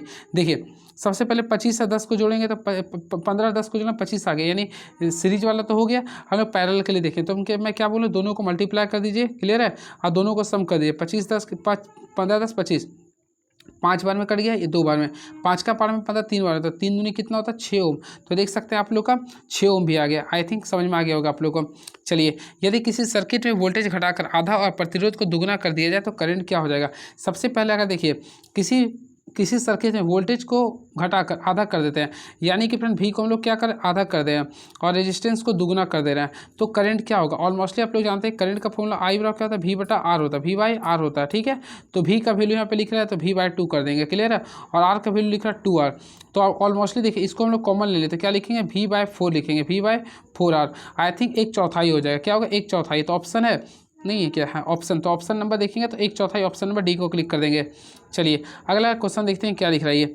तो फ्रेंड नेक्स्ट क्वेश्चन ये रहा, किसी तुल्यकालीन मोटर के स्टेटर व ईएमएफ का समीकरण का परिमाण निर्भर करता है। तो हमेशा याद रखिएगा 73 का जो निर्भर करता है, देखिए ये जो निर्भर करता है हमेशा केवल डीसी उत्तेजन पे।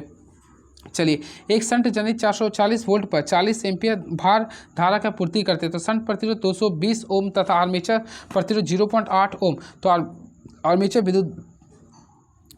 विद्युत धारा की गणना करना। देखिए इस टाइप का क्वेश्चन आ सकता है जब भी रहेगा। तो देखिए खटा ठकटा भी का वैल्यू कितना लिखा था, तो 440, मैं 440 लिख दिया हूँ। आई होप आप लोगों को क्लियर हुआ होगा। अब देखिए IL, यानी कि IL का वैल्यू आप लोगों के सामने दिख रहा है। शंट प्रतिरोध सबसे पहले यहाँ पे 40 भार लिख रहा, तो लोड लिख रहा 40 एम्पियर, 40 एम्पियर लिख दिए। फिर आप लोग को रेजिस्टेंस शंट में लिख रहा आप लोग को 220 वाट लिख रहा, क्लियर है। आप लोगों को निकालना क्या था, शंट के लिए रूप में। हम लोग सबसे पहले करंट निकालते हैं शंट के रूप में। तो करंट का फॉर्मूला क्या था, V बाई आर होता है, V बाई आर। तो शंट के रूप में V का वैल्यू कितना है, तो ऑलमोस्टली देखे होंगे 440 दिया था, और R का वैल्यू कितना था, आई थिंक 220 था। तो यहाँ से कैंसिलेशन करेंगे तो फ्रेंड 2 एम्पियर आ गया, क्या आ गया, 2 एम्पियर आ गया। हम लोग डीसी शंट जनित के लिए निकालेंगे, यानी आर्मेचर करंट निकालेंगे। तो सबसे पहले लिखेंगे IL, क्या लिखेंगे, IL प्लस I शंट करेंगे। अब लोग IL का वैल्यू कितना होता है 40 हो गया, और I शंट का वैल्यू 2, तो दोनों का सम करेंगे 42 आएगा। ऑप्शन है शायद है होगा ही, तो देखते हैं। तो फ्रेंड्स ऑप्शन नंबर सी को क्लिक कर देंगे। चलिए अगला लास्ट क्वेश्चन, एक सेल टाइप ट्रांसफार्मर में कुल कितने चुंबकीय पथ होते हैं। फ्रेंड्स आप लोग पढ़े होंगे एक सेल टाइप चुंबकीय में कुल 2 प्रकार के चुंबकीय पथ होते हैं। एक सेल टाइप ट्रांसफार्मर में केवल 2 प्रकार के चुंबकीय पथ होते हैं, क्लियर है। और क्या, चलिए तो इसमें 2 प्रकार के होते हैं। तो ऑप्शन नंबर 2 को क्लिक कर देंगे, यानी option number A is the right answer. किसी को कोई कंफ्यूजन होगा तो आप लोग आंसर देख सकते हैं, क्योंकि कुछ कमेंट आ जाता है, क्लियर है। चलिए अब मैं सेट नंबर तुरंत 18 को स्टार्ट करता हूँ, जो आप लोग के सामने ये रहा। 1 मिनट वेट कीजिए आप लोग थोड़ा सा। तो चलिए फ्रेंड देखिए मैं सेट नंबर नेक्स्ट को फिर से स्टार्ट कर रहा हूँ। देखिए पहला क्वेश्चन लिख रहा है, एक तांबे की तार जिसकी लंबाई 100 मीटर और cross section area 5 centimetre square है, और रेजिस्टिविटी लिख रहा है 10 गुना 10⁻⁻8 ओम है मीटर है। तो इसके प्रतिरोध की गणना करना है। सबसे पहले फ्रेंड्स आप लोग को निकालना है रेजिस्टेंस। और मोस्टली हम लोग देखेंगे रो का वैल्यू लिख रहा है 10 गुना 10⁻⁻8 लिख रहा, 10⁻⁻8 लिख रहा ओम मीटर, मैं इसको लिख दिया हूँ। लेंथ का वैल्यू देख रहे हैं 100 मीटर लिख रहा, मैं 100 मीटर लिख दिया हूँ। एरिया, तो एरिया एरिया का वैल्यू लिख रहा है 5 सेंटीमीटर को, तो 5 कर दें सेंटीमीटर के लिखते हैं -2। अब हम लोग इसको स्क्वायर कर देंगे। तो फ्रेंड्स अगर आप लोग इसको सॉल्व कीजिए तो 5 गुना 10 टू पावर क्या आएगा -4 मीटर स्क्वायर। अब आप लोग सॉल्व कीजिएगा। हम लोग जानते हैं कि आर का फॉर्मूला क्या होता है फ्रेंड, तो आर का जो वैल्यू होता है rho into length by area होता है। अब इसके अकॉर्डिंग आप लोग सॉल्व कीजिएगा। देखिए हम आप लोग को जो पढ़ा रहे हैं इसी के अनुसार पढ़ लीजिए। देखिए सबसे पहले फ्रेंड रेजिस्टेंस का फॉर्मूला होता है rho into length by area होगा। क्लियर है। अब देखिए रो का वैल्यू कितना लिख रहा है 10 इंटू 10 टू पावर माइनस क्या करें 8 कर देंगे। अब एल का वैल्यू देखे होंगे तो 100 लिख रहे हैं। क्लियर है। अब एरिया का वैल्यू देख रहे होंगे तो 5 इंटू 10 टू पावर -4 लिख रहा। अगर आप लोग इसको सॉल्व करते हैं तो 0.02 ओम आएगा। क्लियर है। तो 0.02 ओम यानी ऑप्शन नंबर ए को क्लिक कर देंगे। परिपथ में इलेक्ट्रॉन को धकेलने वाले दाब को क्या कहते हैं। फ्रेंड्स आप लोग पढ़े होंगे तो किसी भी परिपथ में इलेक्ट्रॉन को धकेलने वाले दाब को बोलते हैं वोल्टेज। क्या बोलते हैं वोल्टेज। तो ऑप्शन नंबर बी को क्लिक कर देंगे। जो विभवांतर जो विसंवाहन के भंग के कारण होता है उसे क्या कहते हैं। तो देखिए जो विसंवाहन के भंग का कारण होता है उसे बोलते हैं ब्रेक डाउन वोल्टेज। क्या बोलते हैं ब्रेक डाउन वोल्टेज। तो ऑप्शन नंबर ए को क्लिक कर देंगे। केबल के जोड़ों के लिए लैंप किस सामग्री के बने होते हैं। तो फ्रेंड लैंप जो बना होता है ऑलमोस्टली आप लोग देखे होंगे तो ये एल्युमिनियम और तांबा का बना होता है। जो लैंप जो बना होता है वह देखिए कहाँ गया भाई, हाँ लैंप जो बना होता है वह एल्युमिनियम और तांबे का बना होता है। क्लियर। इस चीज़ को याद रखिएगा। केबल वर्नक्स में लक्स को कहते हैं। तो फ्रेंड केबल कर्णकों को लक्स को क्या कहते हैं। तो हम लोग इसे कहते हैं केबल सूच बोलते हैं। क्या बोलते हैं केबल सूच। सोल्डरिंग के लिए तापमान की सीमा क्या होती है। तो हमेशा याद रखिए इसके लिए होता है 180 डिग्री से 250 डिग्री सेल्सियस के बीच में होती है। निम्नलिखित में कौन सा विकल्प फ्यूजिंग कारक के लिए सही अभिव्यक्ति देता है। फ्रेंड्स याद रखिएगा इसके लिए फॉर्मूला होता है फ्यूजिंग कारक के लिए, तो इसके लिए लिखता है हमेशा 1 से कम होता है। तो फ्यूजिंग फैक्टर का वैल्यू मिनिमम फ्यूजिंग फैक्टर बटा करंट रेटिंग होता है। तो ऑप्शन नंबर ए को क्लिक कर देंगे। चलिए अगला क्वेश्चन देखते हैं आप लोगों के सामने क्या लिख रहा है ये। तो ऑलमोस्टली राइट आंसर आप लोगों के सामने ये नेक्स्ट क्वेश्चन ये रहा। ऊर्जा का अपव्यय जो गर्मी के रूप में प्रकट होता है के फलस्वरूप होती है। तो फ्रेंड्स इसका राइट आंसर कीजिए तो हिस्टेरिसिस। क्या बोलेंगे हिस्टेरिसिस। तो याद रखिए ऊर्जा का अपव्यय जो गर्मी के रूप में प्रकट होती है उसे क्या बोलते हैं हिस्टेरिसिस बोलते हैं। क्लियर है। चलिए अगला क्वेश्चन देखते हैं क्या लिख रहे हैं। फैराडे के इलेक्ट्रोलाइटिस के नियम के पहले नियम के अनुसार M बराबर जेड क्यू है। तो जेड किसका प्रतिनिधित्व करता है। फ्रेंड जेड को बोलते हैं इलेक्ट्रोकेमिकल इक्विवेलेंट सब्सटेंस। तो ऑप्शन के अकॉर्डिंग सी को क्लिक कर देंगे। Option number C is the right answer. काफ़ी इंटरेस्टिंग क्वेश्चन था ये। चलिए अगला क्वेश्चन देखते हैं क्या है ये। तो अब फ्रेंड्स याद रखिए इसका यूनिट भी पूछता है। तो देखिए हम लोग सबसे पहले जेड को क्या बोलते हैं, अरे भाई वाह हो जाना, हाँ तो फ्रेंड्स सबसे पहले जेड को हम लोग बोलते हैं इलेक्ट्रोकेमिकल इक्विवेलेंट बोलते हैं। क्लियर है। और ये इसका जो यूनिट होता है याद रखिए ग्राम पर कूलम होता है। ये क्वेश्चन पूछ सकता है। चलिए अगला क्वेश्चन देखते हैं क्या लिख रहा है ये। तो क्वेश्चन नंबर 10 देखते हैं। 6 वोल्ट 6 एम्पियर आवर पर कार्य कर रहे हैं 10 गुना 0.25 वाट एलईडी वाले बैटरी लैंप की अनुमानित कार्यविधि कितनी होगी। फ्रेंड्स अगर आप लोग इसको सॉल्व करते हैं तो हम लोग क्या करें, रन टाइम निकालना ना, तो दोनों को आगे मल्टीप्लाई कर देंगे बाय दोनों को डिवाइड, जो 10 है यहाँ पे 0.25 है। क्लियर है। यहाँ पे हम लोग सॉल्व कर देंगे। तो फ्रेंड्स अगर आप लोग सॉल्व किए तो 14.4 आवर होगा। आई थिंक लगभग जाएगा तो 14 घंटा आएगा। तो ऑप्शन है बिल्कुल। तो ऑप्शन नंबर सी को क्लिक कर देंगे। चलिए अगला क्वेश्चन। चुंबकीय अभिप्रवाह की इकाई क्या होता है। What is the unit of magnetic flux. तो फ्रेंड्स याद रखिए मैग्नेटिक फ्लक्स का जो यूनिट होता है वह वेबर होता है। क्या होता है ये वेबर होता है। इस चीज़ को आप लोग याद रखिए, इंपॉर्टेंट क्वेश्चन है ये। चलिए और टेस्ला किसका होता है, तो मैग्नेटिक फ्लक्स डेंसिटी का टेस्ला होता है। क्लियर है। चलिए हेनरी किसका होता है, तो इंडक्टेंस का हेनरी होता है। किसी चुंबक की आकर्षण शक्ति अधिकतम होती है। तो फ्रेंड्स अधिकतम जो होती है वह ध्रुव पे होती है। किसी चुंबक की आकर्षण शक्ति कहाँ पे अधिकतम होती है, तो चुंबकीय ध्रुव पे होती है। तो ऑप्शन नंबर ए को क्लिक कर देंगे। अगला क्वेश्चन देखते हैं क्या लिख रहा है ये।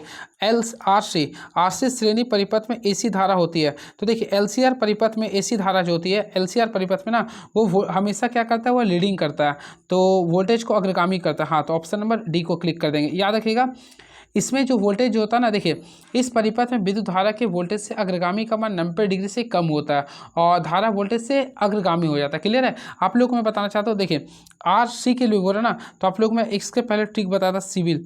देखिए ट्रिक याद कर लिए, सिविल CIVIL याद कर लिए, CIVIL। क्लियर है। तो यहाँ पे आप लोगों को सी के लिए बोल रहा, तो देखिए शुरू में आई क्या होगा, देखिए आई आप लोगों का बढ़ जाएगा। क्लियर है। लेकिन वोल्टेज क्या होगा, घटेगा। तो वही मैं आप लोगों को बता रहा हूँ। इसमें वोल्टेज का मान, देखिए वोल्टेज का मान क्या होता है, कम होता है, और धारा का मान, इसमें वोल्टेज का मान क्या होता है, कम होता है, लेकिन करंट क्या होता है, बढ़ता है। ये आप लोगों का क्वेश्चन है। तो यहाँ पे अगर आप लोग देखिएगा तो यहाँ पे धारा बोल रहा, तो धारा क्या होगा, बढ़ेगा, वही वोल्टेज बोलते तो घटेगा। क्लियर है। इस फार्मूला से याद रखिएगा। चलिए अगला क्वेश्चन देखते हैं क्या लिख रहा है ये। तो फ्रेंड्स क्वेश्चन हम लोग नेक्स्ट क्वेश्चन देखते हैं क्या लिख रहा है ये। शुद्ध प्रतिरोध परिपथ के शक्ति गुणांक क्या होता है? काफी तगड़ा क्वेश्चन है ये। तो फ्रेंड्स याद है, शुद्ध प्रतिरोध परिपथ का शक्ति गुणांक हमेशा इकाई होता है। क्या होता है ये? इकाई होता है। तो ऑप्शन नंबर हम लोग देखेंगे, ऑलमोस्ट आप लोग जानते हैं शुद्ध के लिए बोल रहा है, तो कॉस हमेशा क्या लिखेंगे? शुद्ध लेंगे। तो 0 डिग्री लेंगे तो कॉस 0 का वैल्यू 1 होता है, तो एक तो आगे, तो ऑप्शन नंबर ए को क्लिक कर देंगे। चलिए अगला क्वेश्चन देखते हैं, यानी क्वेश्चन नंबर 15 क्या लिख रहा है ये। तो खत्म हो गया नहीं, तो क्वेश्चन नंबर 15 आप लोगों के सामने ये रहा। दिए गए सर्किट में धारा खोजे, यदि आर बराबर 2 किलो ओम है तो फ्रेंड और भी का वैल्यू 9 वोल्ट है, तो आप लोग को निकालना आर का वैल्यू, क्या निकालना? आई। तो आई बराबर क्या होता है? वी बाय आर होता है। तो वी का वैल्यू देखिए 9 वोल्ट है और आर का वैल्यू लिख रहा 2 किलो ओम। अभी जस्ट मैं बताया था किलो के लिए हम लोग क्या करें, इतना कर देंगे, तो 2 का पावर में 1 करेगा 4.5 कर देंगे और 10 टू पावर 0 ऊपर जाएगा तो मिली होगा, तो 4.5 एम्पियर आएगा। ठीक है, अभी मैं बताया था पिछले वीडियो में। निम्नलिखित विधियों में से एक को पहचाने जो केवल 3 फेज के लोड की आपूर्ति करने में सक्षम होती है। तो केवल 3 फेज के लिए हुआ, देखिए केवल 3 फेज के लिए हो रहा। तो फ्रेंड्स ऑप्शन के अकॉर्डिंग चलेंगे, तो देखिए केवल 3 पेज के लिए बोलता है तो डेल्टा कनेक्शन होता है। याद रखिए डेल्टा कनेक्शन केवल 3 पेज के लिए होता है। क्लियर है? क्योंकि फ्रेंड्स ऑलमोस्टली आप लोगों में बताया था, या इसमें ये जो होता है ना, इसमें आप लोग का न्यूट्रल तार नहीं होता है, इसमें न्यूट्रल तार नहीं होता है, तो ये होता है। अब बातें करना चाहते हैं डेल्टा संयोजन के बारे में। हमेशा याद रखिए डेल्टा संयोजन में लाइन वोल्टेज तथा फेज वोल्टेज का मान बराबर होता है। आई थिंक इसमें देखिए लाइन वोल्टेज का बात किए, क्लियर है, इसके साथ साथ फेज वोल्टेज, ये दोनों का वैल्यू इसमें बराबर होता है। इसके साथ साथ इसमें याद रखिएगा इसका जो करंट जो होता है, यानी इसमें जो करंट की बात करना चाहते हैं तो इसमें जो करंट जो होता है वह √3 टाइम्स होता है। क्लियर है? चलिए यानी कि लाइन जो करंट होता है ये आप लोग का √3 टाइम्स आप लोग का होता है फेज करंट का। क्लियर है? फेज वोल्टेज का। चलिए ये आप लोग का इंपॉर्टेंस चीज़ था, इसलिए मैं बता दिया हूँ। एक सेमीकंडक्टर में संयोजकता पट्टी और चालन पट्टी के बीच ऊर्जा अंतर कितना होता है? यानी कि फ्रेंड्स फॉरवर्डिंग गैप आप लोग को बोल रहा है सेमीकंडक्टर में, तो हमेशा याद रखिए इसमें 1 इलेक्ट्रॉन वोल्ट होता है। क्या होता है? 1 इलेक्ट्रॉन वोल्ट होता है। वही अगर कुचालक की बात करना चाहते हैं, देखिए सबसे पहले कंडक्टर की बात करना चाहते हैं, तो कंडक्टर में ओवरलैप करता है। क्या कहते हैं? ओवरलैप करता है, अर्थात यहाँ पे 0 होता है। कंडक्टर में क्या होता है? ओवरलैप कर जाता है। वही इंसुलेटर की बात करना चाहते हैं तो इंसुलेटर में 5 इलेक्ट्रॉन वोल्ट से लेकर लगभग 15 इलेक्ट्रॉन वोल्ट तक होता है। क्लियर है? और वही सेमीकंडक्टर की बात करना चाहते हैं तो इसमें 1 इलेक्ट्रॉन वोल्ट होता है। चलिए अगला क्वेश्चन देखते हैं आप लोग के बीच में क्या लिख रहा है। मार्ग प्रकाश के लिए कौन सा लैंप उपयुक्त होता है? ऑलमोस्टली फ्रेंड मार्ग प्रकाश के लिए जो होता है वह एलईडी होता है, यानी कि लाइट इमिटर डायोड होता है। तो ऑप्शन नंबर ए को क्लिक कर देंगे। चलिए अगला क्वेश्चन देखते हैं क्या लिख रहा है। करंट की पर्याप्त मात्रा के साथ कम वोल्टेज पर चलने वाले ट्रांजिस्टर को क्या कहते हैं? हमेशा याद रखें फ्रेंड, करंट की पर्याप्त मात्रा के साथ कम वोल्टेज पर चलने वाले ट्रांजिस्टर को हम लोग बोलते हैं करंट संचालित उपकरण, यानी कि करंट ऑपरेटेड इक्विपमेंट, यानी ऑप्शन नंबर डी को क्लिक कर देंगे। किस प्रकार के शक्ति प्रवर्धक में संग्राहक धारा प्रविष्टि संकेत के आधे चक्र से कम प्रस्तुत होता है? तो फ्रेंड ऑप्शन क्वेश्चन नंबर 20 में बोला ना, तो हमेशा याद रखिएगा वर्ग सी में होते हैं, वर्ग सी में होते हैं। चलिए अगला क्वेश्चन देखते हैं क्या लिख रहे हैं ये। यूजीटी निम्नलिखित में से एक अनुप्रयोग के लिए उपयोग होता है। सबसे पहले यूजीटी के में पढ़ा देता है यूनि जंक्शन ट्रांजिस्टर होता है। क्लियर है? यूनि जंक्शन ट्रांजिस्टर होते हैं, ये एक प्रकार का जो होता है ना, ये सॉ टूथ वेवकॉर्न के जनरेशन होता है, सॉ टूथ वेवकॉर्न जनरेशन होता है। तो ऑप्शन नंबर बी को क्लिक कर देंगे। चलिए अगला क्वेश्चन देखते हैं। 22 नंबर क्वेश्चन आप लोगों के बीच में क्या दिख रही है।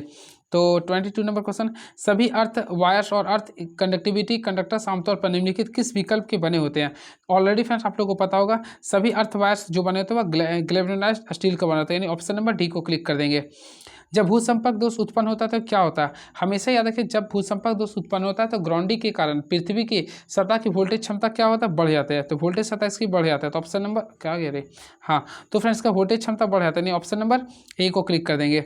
अगला, घरेलू विद्युत वायरिंग में लाइट का लोड किससे अधिक नहीं होनी चाहिए? हमेशा याद रखिएगा 800 वाट से अधिक नहीं होना चाहिए, तो ऑप्शन नंबर ए को क्लिक कर देंगे।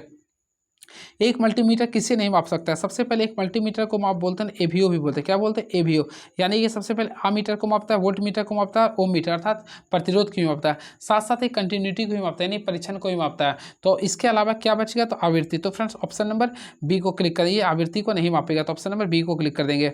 कैंडेला की इकाई क्या होती है? सबसे पहले याद रखिए कैंडेला तो ज्योति, यानी कि ज्योति फ्लक्स का जो यूनिट होता है कैंडेला होता है। तो राइट आंसर करेंगे ऑप्शन नंबर सी को क्लिक कर देंगे, option number C is the right answer. चलिए अगला क्वेश्चन देखते हैं क्या लिख रहा है। एक सिंगल स्ट्रोक 8 फेज बहुध्रुवीय परिवर्ती प्रतिष्ठम स्टेपर पर मोटर में 6 रोटर तीत होते हैं, तो एक बार में एक फेज में उत्तेजित हो गए। सबसे पहले तीत वाला बोला, देखिए एक सिंगल स्ट्रैक 8 फेज बहुध्रुवीय परिपत्ति प्रति स्टम्प स्टेपर पर मोटर में 6 रोटर तीत होते हैं, तो एक बार में एक फेज में उत्तेजित हो गए। सबसे पहले इसके लिए फार्मूला याद रखिएगा, आई थिंक आप लोग को मैं बताया था पिछले वीडियो में। तो स्ट्रेट कोण निकालना है ना, तो हम लोग क्या करेंगे, NS माइनस NR करेंगे। क्या करें, NS माइनस NR करेंगे, फिर दोनों का सम करेंगे। आई थिंक हम लोग करेंगे NS प्लस NR इंटू क्या करेंगे 360 डिग्री को करेंगे, यहाँ पे मल्टीप्लाई होता है। अगर आप लोग सॉल्व कीजिएगा तो 8 था ना, तो 8 में 6 गया, 2 गया, फिर दोनों को गुना कर, 8 6 कितना होता है 48, गुना क्या करेंगे 360 से गुना कर देंगे। ऑलमोस्ट फिर 24 हो गया, 2400 से डिवाइड किया तो कितना आएगा 15 डिग्री, तो 15 डिग्री आ गया। क्लियर है, तो 15 डिग्री तो आ गया, तो 15 डिग्री तो ऑप्शन तो ए लिख रहा है, तो 15 डिग्री और यहाँ पे 24 भी लिख रहे हैं ना, तो पहला आ गया 15 डिग्री। क्लियर है, अब आप लोग को फेज प्रति स्टेप प्रति चक्कर निकालने के लिए क्या 360 जो डिग्री है ना, उसको आप लोग अल्फा का वैल्यू यानी 15 से डिवाइड कर दीजिएगा, तो कितना आएगा 24। तो right answer option number A को क्लिक कर दीजिएगा। चलिए अगला क्वेश्चन देखते हैं क्या लिख रहा है। इस्पात के खंभे को किससे बचाने के लिए इस पर प्रिंट करते हैं? ऑलमोस्ट फ्रेंड इस्पात के खंभे को हम लोग जंग से बचाने के लिए इस पर प्रिंट करते हैं, तो right answer option number A को क्लिक कर देंगे। नेक्स्ट क्वेश्चन ये रहा, एक ट्रांसमिशन लाइन की दक्षता क्या होती है? हमेशा याद रखिए फ्रेंड, एक ट्रांसमिशन की जो दक्षता होती है वह लोड पावर फैक्टर में वृद्धि के साथ बढ़ती है। तो ऑप्शन के अकॉर्डिंग देखेंगे तो ऑप्शन, अरे भाई हो ना, तो इसका राइट आंसर देखें ऑप्शन नंबर ए को क्लिक कर देंगे। चलिए अगला क्वेश्चन देखते हैं क्या लिख रहा है ये। हाँ, आर्मेचर प्रतिक्रिया आर्मेचर विद्युत धारा द्वारा निर्माण किए गए चुंबकीय क्षेत्र का एक प्रभाव होता है। तो फ्रेंड इसमें याद रखिए एक क्षेत्र फ्लक्स का होता है, क्या होता है क्षेत्र फ्लक्स का होता है। तो याद रखिए आर्मेचर फ्लक्स या आर्मेचर चुंबकीय क्षेत्र जनित के, ऑप्शन नंबर ए को क्लिक कर दीजिएगा। चलिए सीरीज मोटरों का उपयोग निम्नलिखित में से किसमें करते हैं? ऑलमोस्ट फ्रेंड सीरीज मोटरों का जो हम लोग उपयोग करते हैं, हम लोग देखे हैं क्रेन में करते हैं। कहाँ पे करते हैं? क्रेन में, तो ऑप्शन नंबर सी को क्लिक कर देंगे। नेक्स्ट क्वेश्चन, वास्तविक व्यवहार में ट्रांसफार्मर की रेटिंग निर्दिष्ट की जाती है। हमेशा याद रखिए जो ट्रांसफार्मर का जो रेटिंग होता है वो केवीए में होता है। किस में होता है? केवीए में।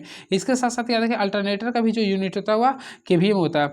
और बात करना चाहते हैं किलोवाट में, तो इसका होता है पी यानी कि एक्टिव पावर का लिखते हैं। क्लियर है, और वही बात करना चाहते हैं KVAR का, तो इसमें रिएक्टेंस पावर का लिखते हैं। क्लियर है, और केवी का मैं माइंड में मेरा नहीं है, ठीक है। अगर आप लोग का होगा तो कमेंट बॉक्स में लिख दीजिएगा। डायरेक्ट ऑनलाइन, देखिए ये क्वेश्चन फुल फॉर्म आता है, देखिएगा फ्रेंड्स ये क्वेश्चन आता है, DOL का फुल फॉर्म आता है, याद कर लीजिएगा।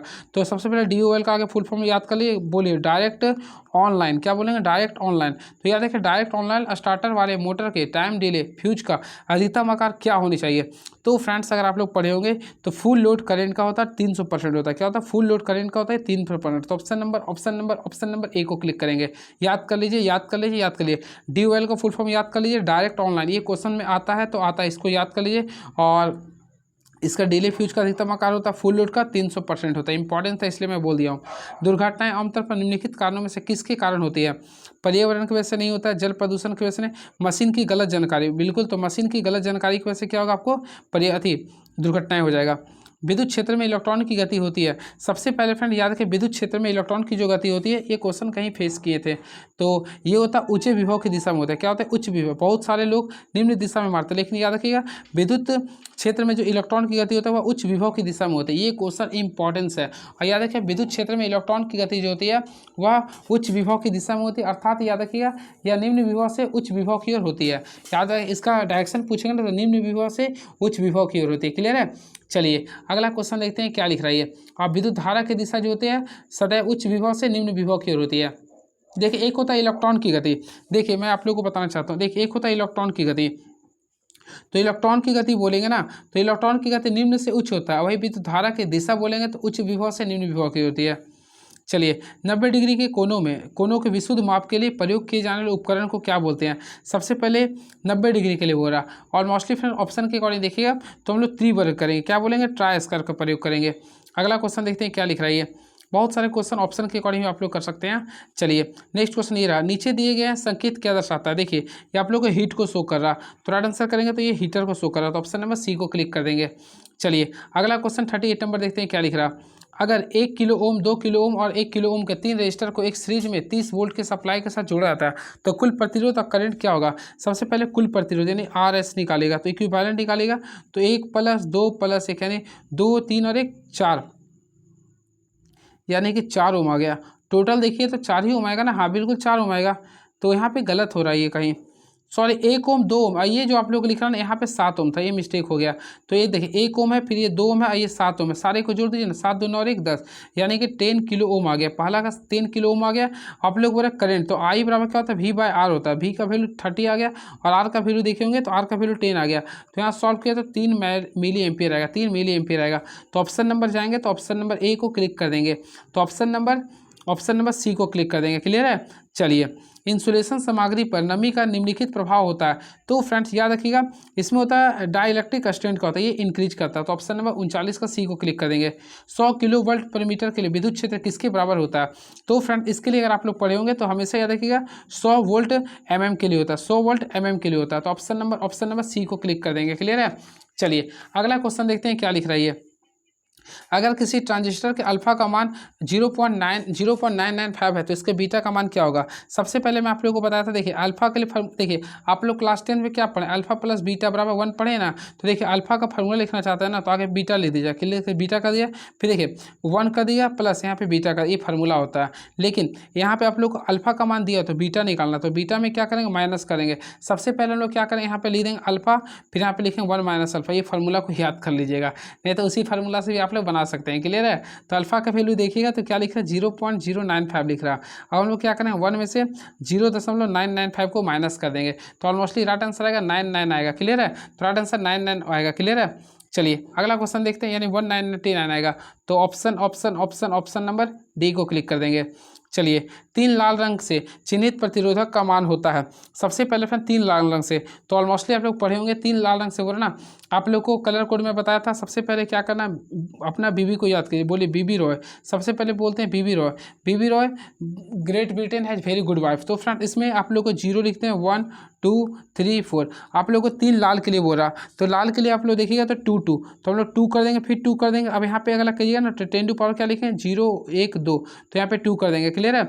अब यहाँ पे क्या करेंगे, बस इतना लिखे, तो 22 गुना 10 पर पावर 2 कर देंगे, 22 गुना 10 पर पावर 2 कर देंगे। तो राइट आंसर जो 42 का होगा ऑप्शन नंबर, यहाँ पे कर दीजिए ना, यहाँ पे किलो ओम के रूप में लीजिए। क्लियर है। तो 2.2 किलो ओम लिख देंगे, यहाँ पे किलो लिख रहा ना। तो अब देखिए अभी आप लोग बीच में क्या लिया था, 22 गुना 10 पर पावर 2 लाया था। क्लियर है। तो यहाँ पे किलो ओम के लिए लिख रहा, तो हम लोग क्या 1000 से अगर डिवाइड करेंगे तो ऑलमोस्टली क्या आ जाएगा, 2.2 आ जाएगा ना। तो राइट आंसर करेंगे तो ऑप्शन नंबर सी को क्लिक कर देंगे। चलिए अगला क्वेश्चन, शक्ति की गणना हेतु निम्नलिखित में से किस संबंध का प्रयोग करता है? हमेशा याद रखें करते हैं, शक्ति का बोलते हैं पी, तो पी बराबर क्या होता है, वी आई। क्या होता है, वी आई होता है। वी आई नहीं दिया तो वी बराबर क्या होता है, आई आर होता है। तो वी बराबर आई आर कर दिए, यहाँ पे आई है तो आई स्क्वायर आर होगा, आई स्क्वायर आर, यानी ऑप्शन नंबर सी को क्लिक कर देंगे। तो अगर आप लोग को अच्छे से पढ़े हैं तो आप लोगों को जरा सा ही प्रॉब्लम नहीं होगा। चलिए नेक्स्ट क्वेश्चन, एक प्लग गेज जिसे एक सिरे पर इसका गो और नो गो आकार होता है तो क्या कहलाता है? तो फ्रेंड्स याद रखिएगा, इसको बोलते हैं प्रोग्रेसिव प्लग गेज बोलते हैं। तो ऑप्शन नंबर सी को क्लिक कर देंगे। चलिए अगला क्वेश्चन देखते हैं क्या लिख रहा है ये।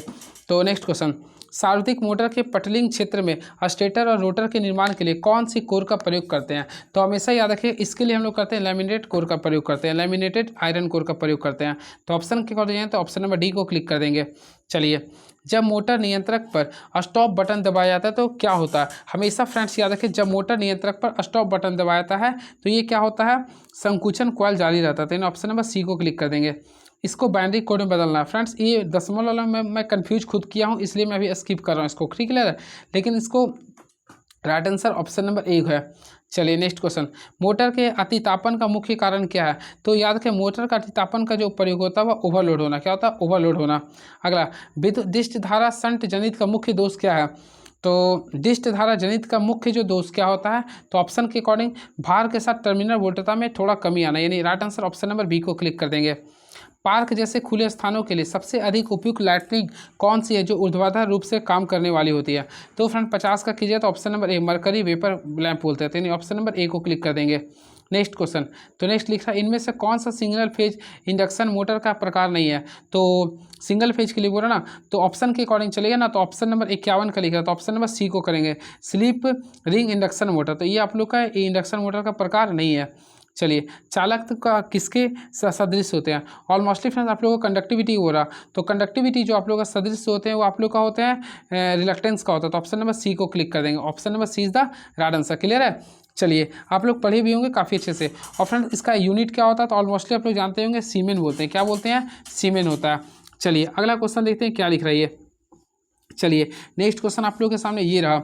तो नेक्स्ट क्वेश्चन आ जाओ। हाँ, तो नेक्स्ट क्वेश्चन ये रहा, सीसा एसिड बैटरी के इलेक्ट्रोलाइट्स का स्तर बनाए रखने के लिए किस पानी का उपयोग करते हैं? तो फ्रेंड्स याद रखिए, इसके लिए हम लोग क्या करते हैं, डिस्टिल वाटर का प्रयोग करते हैं, डिस्टिल वाटर का। ठीक है, चलिए भंवर धारा हानि डीसी मशीन के किस भाग में होती है? हमेशा याद रखिएगा, एडी करंट जो लॉस होती है वो डीसी मशीन के किस भाग में होती है? तो आर्मेचर में होती है। किस में होती है? आर्मेचर में होती है।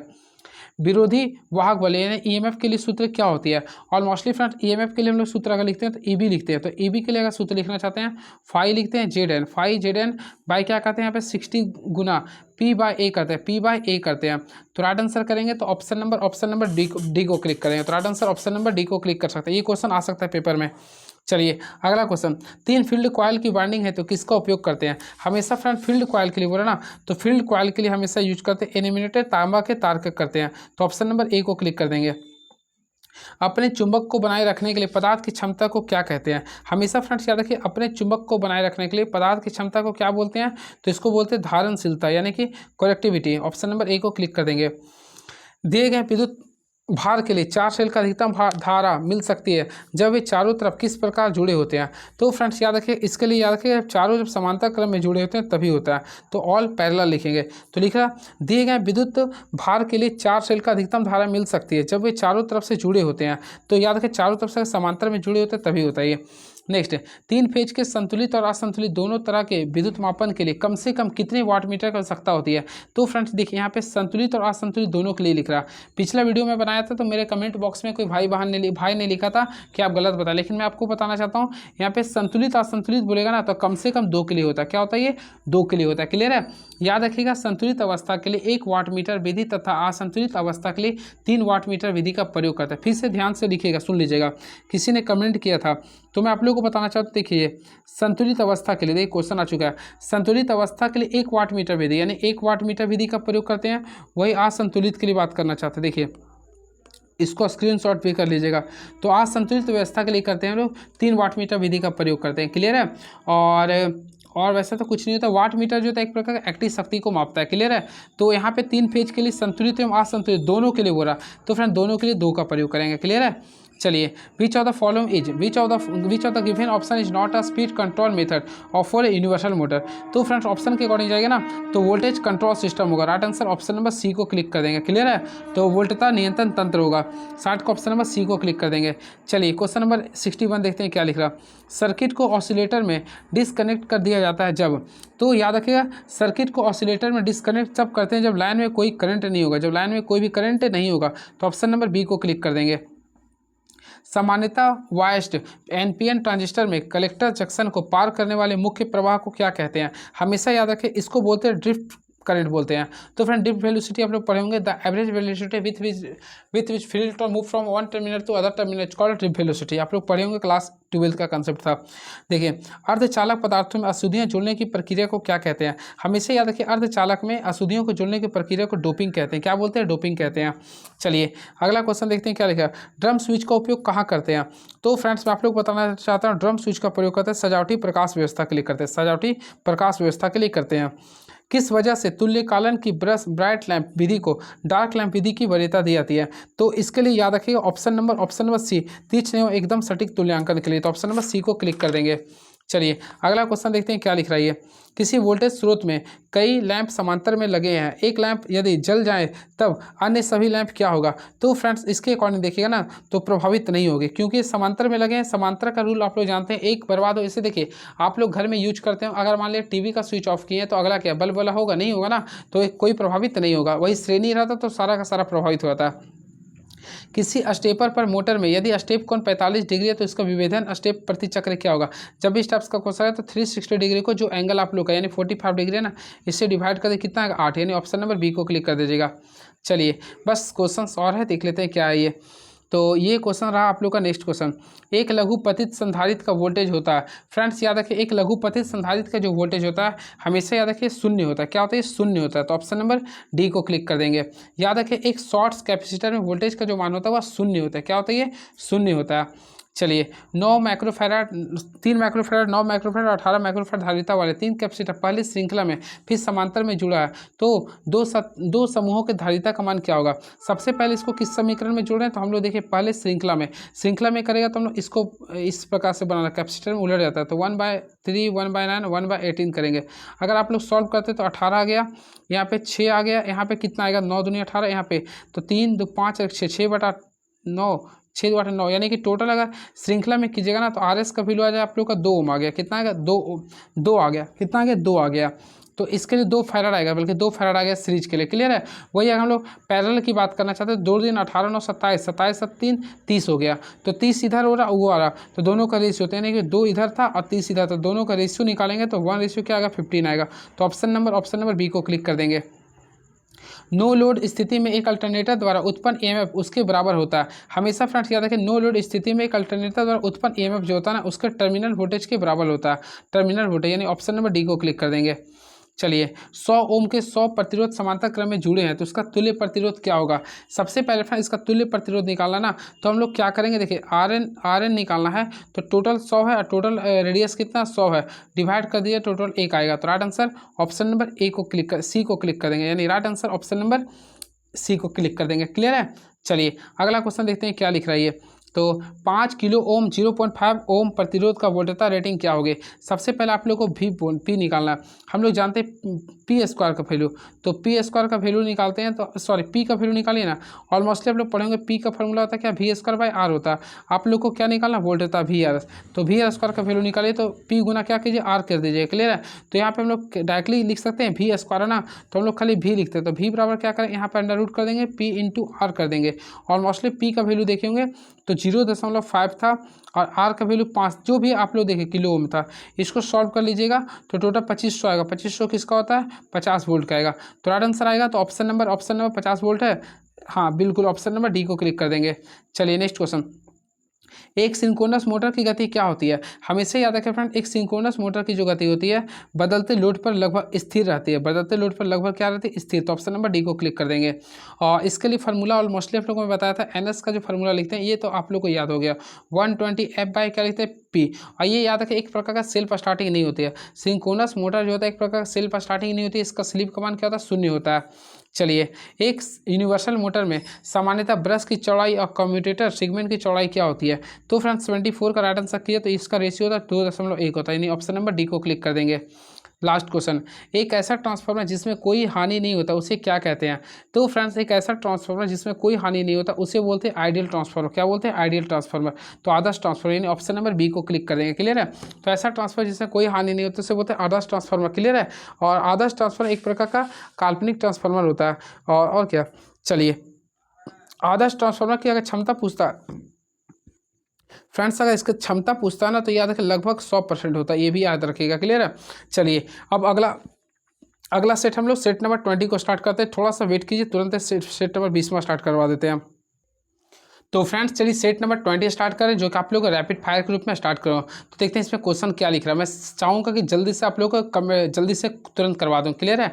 तो पहला लिख रहा 230 वोल्ट अल्टरनेटिंग करंट 5 एम्पियर धारा पर एवं 30 डिग्री के साथ लैग वाली एक प्रणाली के लिए प्रतिघाती शक्ति क्या होगी। फ्रेंड्स अगर आप लोग यहाँ फोकस करें तो आप लोग को प्रतिघाती शक्ति बोल रहा, हम लोग जानते हैं क्यू का फॉर्मूला क्या होता है, वी आई। देखिए प्रतिघाती शक्ति के लिखते हैं वी आई साइन थीटा, लिखते हैं V I sine theta. Clear है। तो वी का वैल्यू लिख रहा है 230 वोल्ट, वैसे 230 लिख दिया। और आई का वैल्यू 5 करंट लिख रहा, साइन थीटा तो थीटा लिखा 30 डिग्री, तो साइन 30 का वैल्यू 1/2 होता है। यहाँ से सॉल्व करेंगे तो 575 आएगा, यानी 575 VAR आएगा, VAR आएगा। तो ऑप्शन के अकॉर्डिंग 575 VAR आएगा। तो ऑप्शन नंबर ए को क्लिक कर देंगे, सी को। चलिए नेक्स्ट क्वेश्चन। एक ट्रांजिस्टर कॉमन एमिटर कॉन्फ़िगरेशन से जुड़ा हुआ है। कलेक्टर धारा 1 मिली एम्पियर है तथा एमिटर धारा क्या है, लिख रहा है 1.01 मिली एम्पियर है। तो ट्रांजिस्टर की डीसी धारा कितनी होगी, यानी बीटा निकालना। सबसे पहले आप लोग देखिए यहाँ पे अगर आप लोग देखेंगे कलेक्टर की धारा लिख रहा है। सबसे पहले कलेक्टर की धारा 1 मिली एम्पियर लिख रहा है। तो देखिए करंट यह हो गया कलेक्टर के, यानी सी लिख देंगे। तो ये फ्रेंड लिख रहा है 1 मिली एम्पियर, तो हम लोग 1 मिली एम्पियर लिख दिए। और वही एमीटर धारा के लिए लिख रहा है, तो हम लोग करंट लिख रहे हैं एमीटर के लिए, तो इसका वैल्यू लिख रहा है 1.01 मिली लिख रहा है ना। तो 1.01 मिली एम्पियर लिख रहा है। हम लोग यहाँ से अगर इसको टोटल निकालेंगे इसके अनुसार हम लोग क्या, देखिए आप लोगों को मैं बताना चाहता हूँ। देखिए एमीटर का जो फार्मूला होता है IC, यानी IC प्लस I क्या होता है, बेस होता है। ये आप लोग फार्मूला याद रखिए, क्लियर है।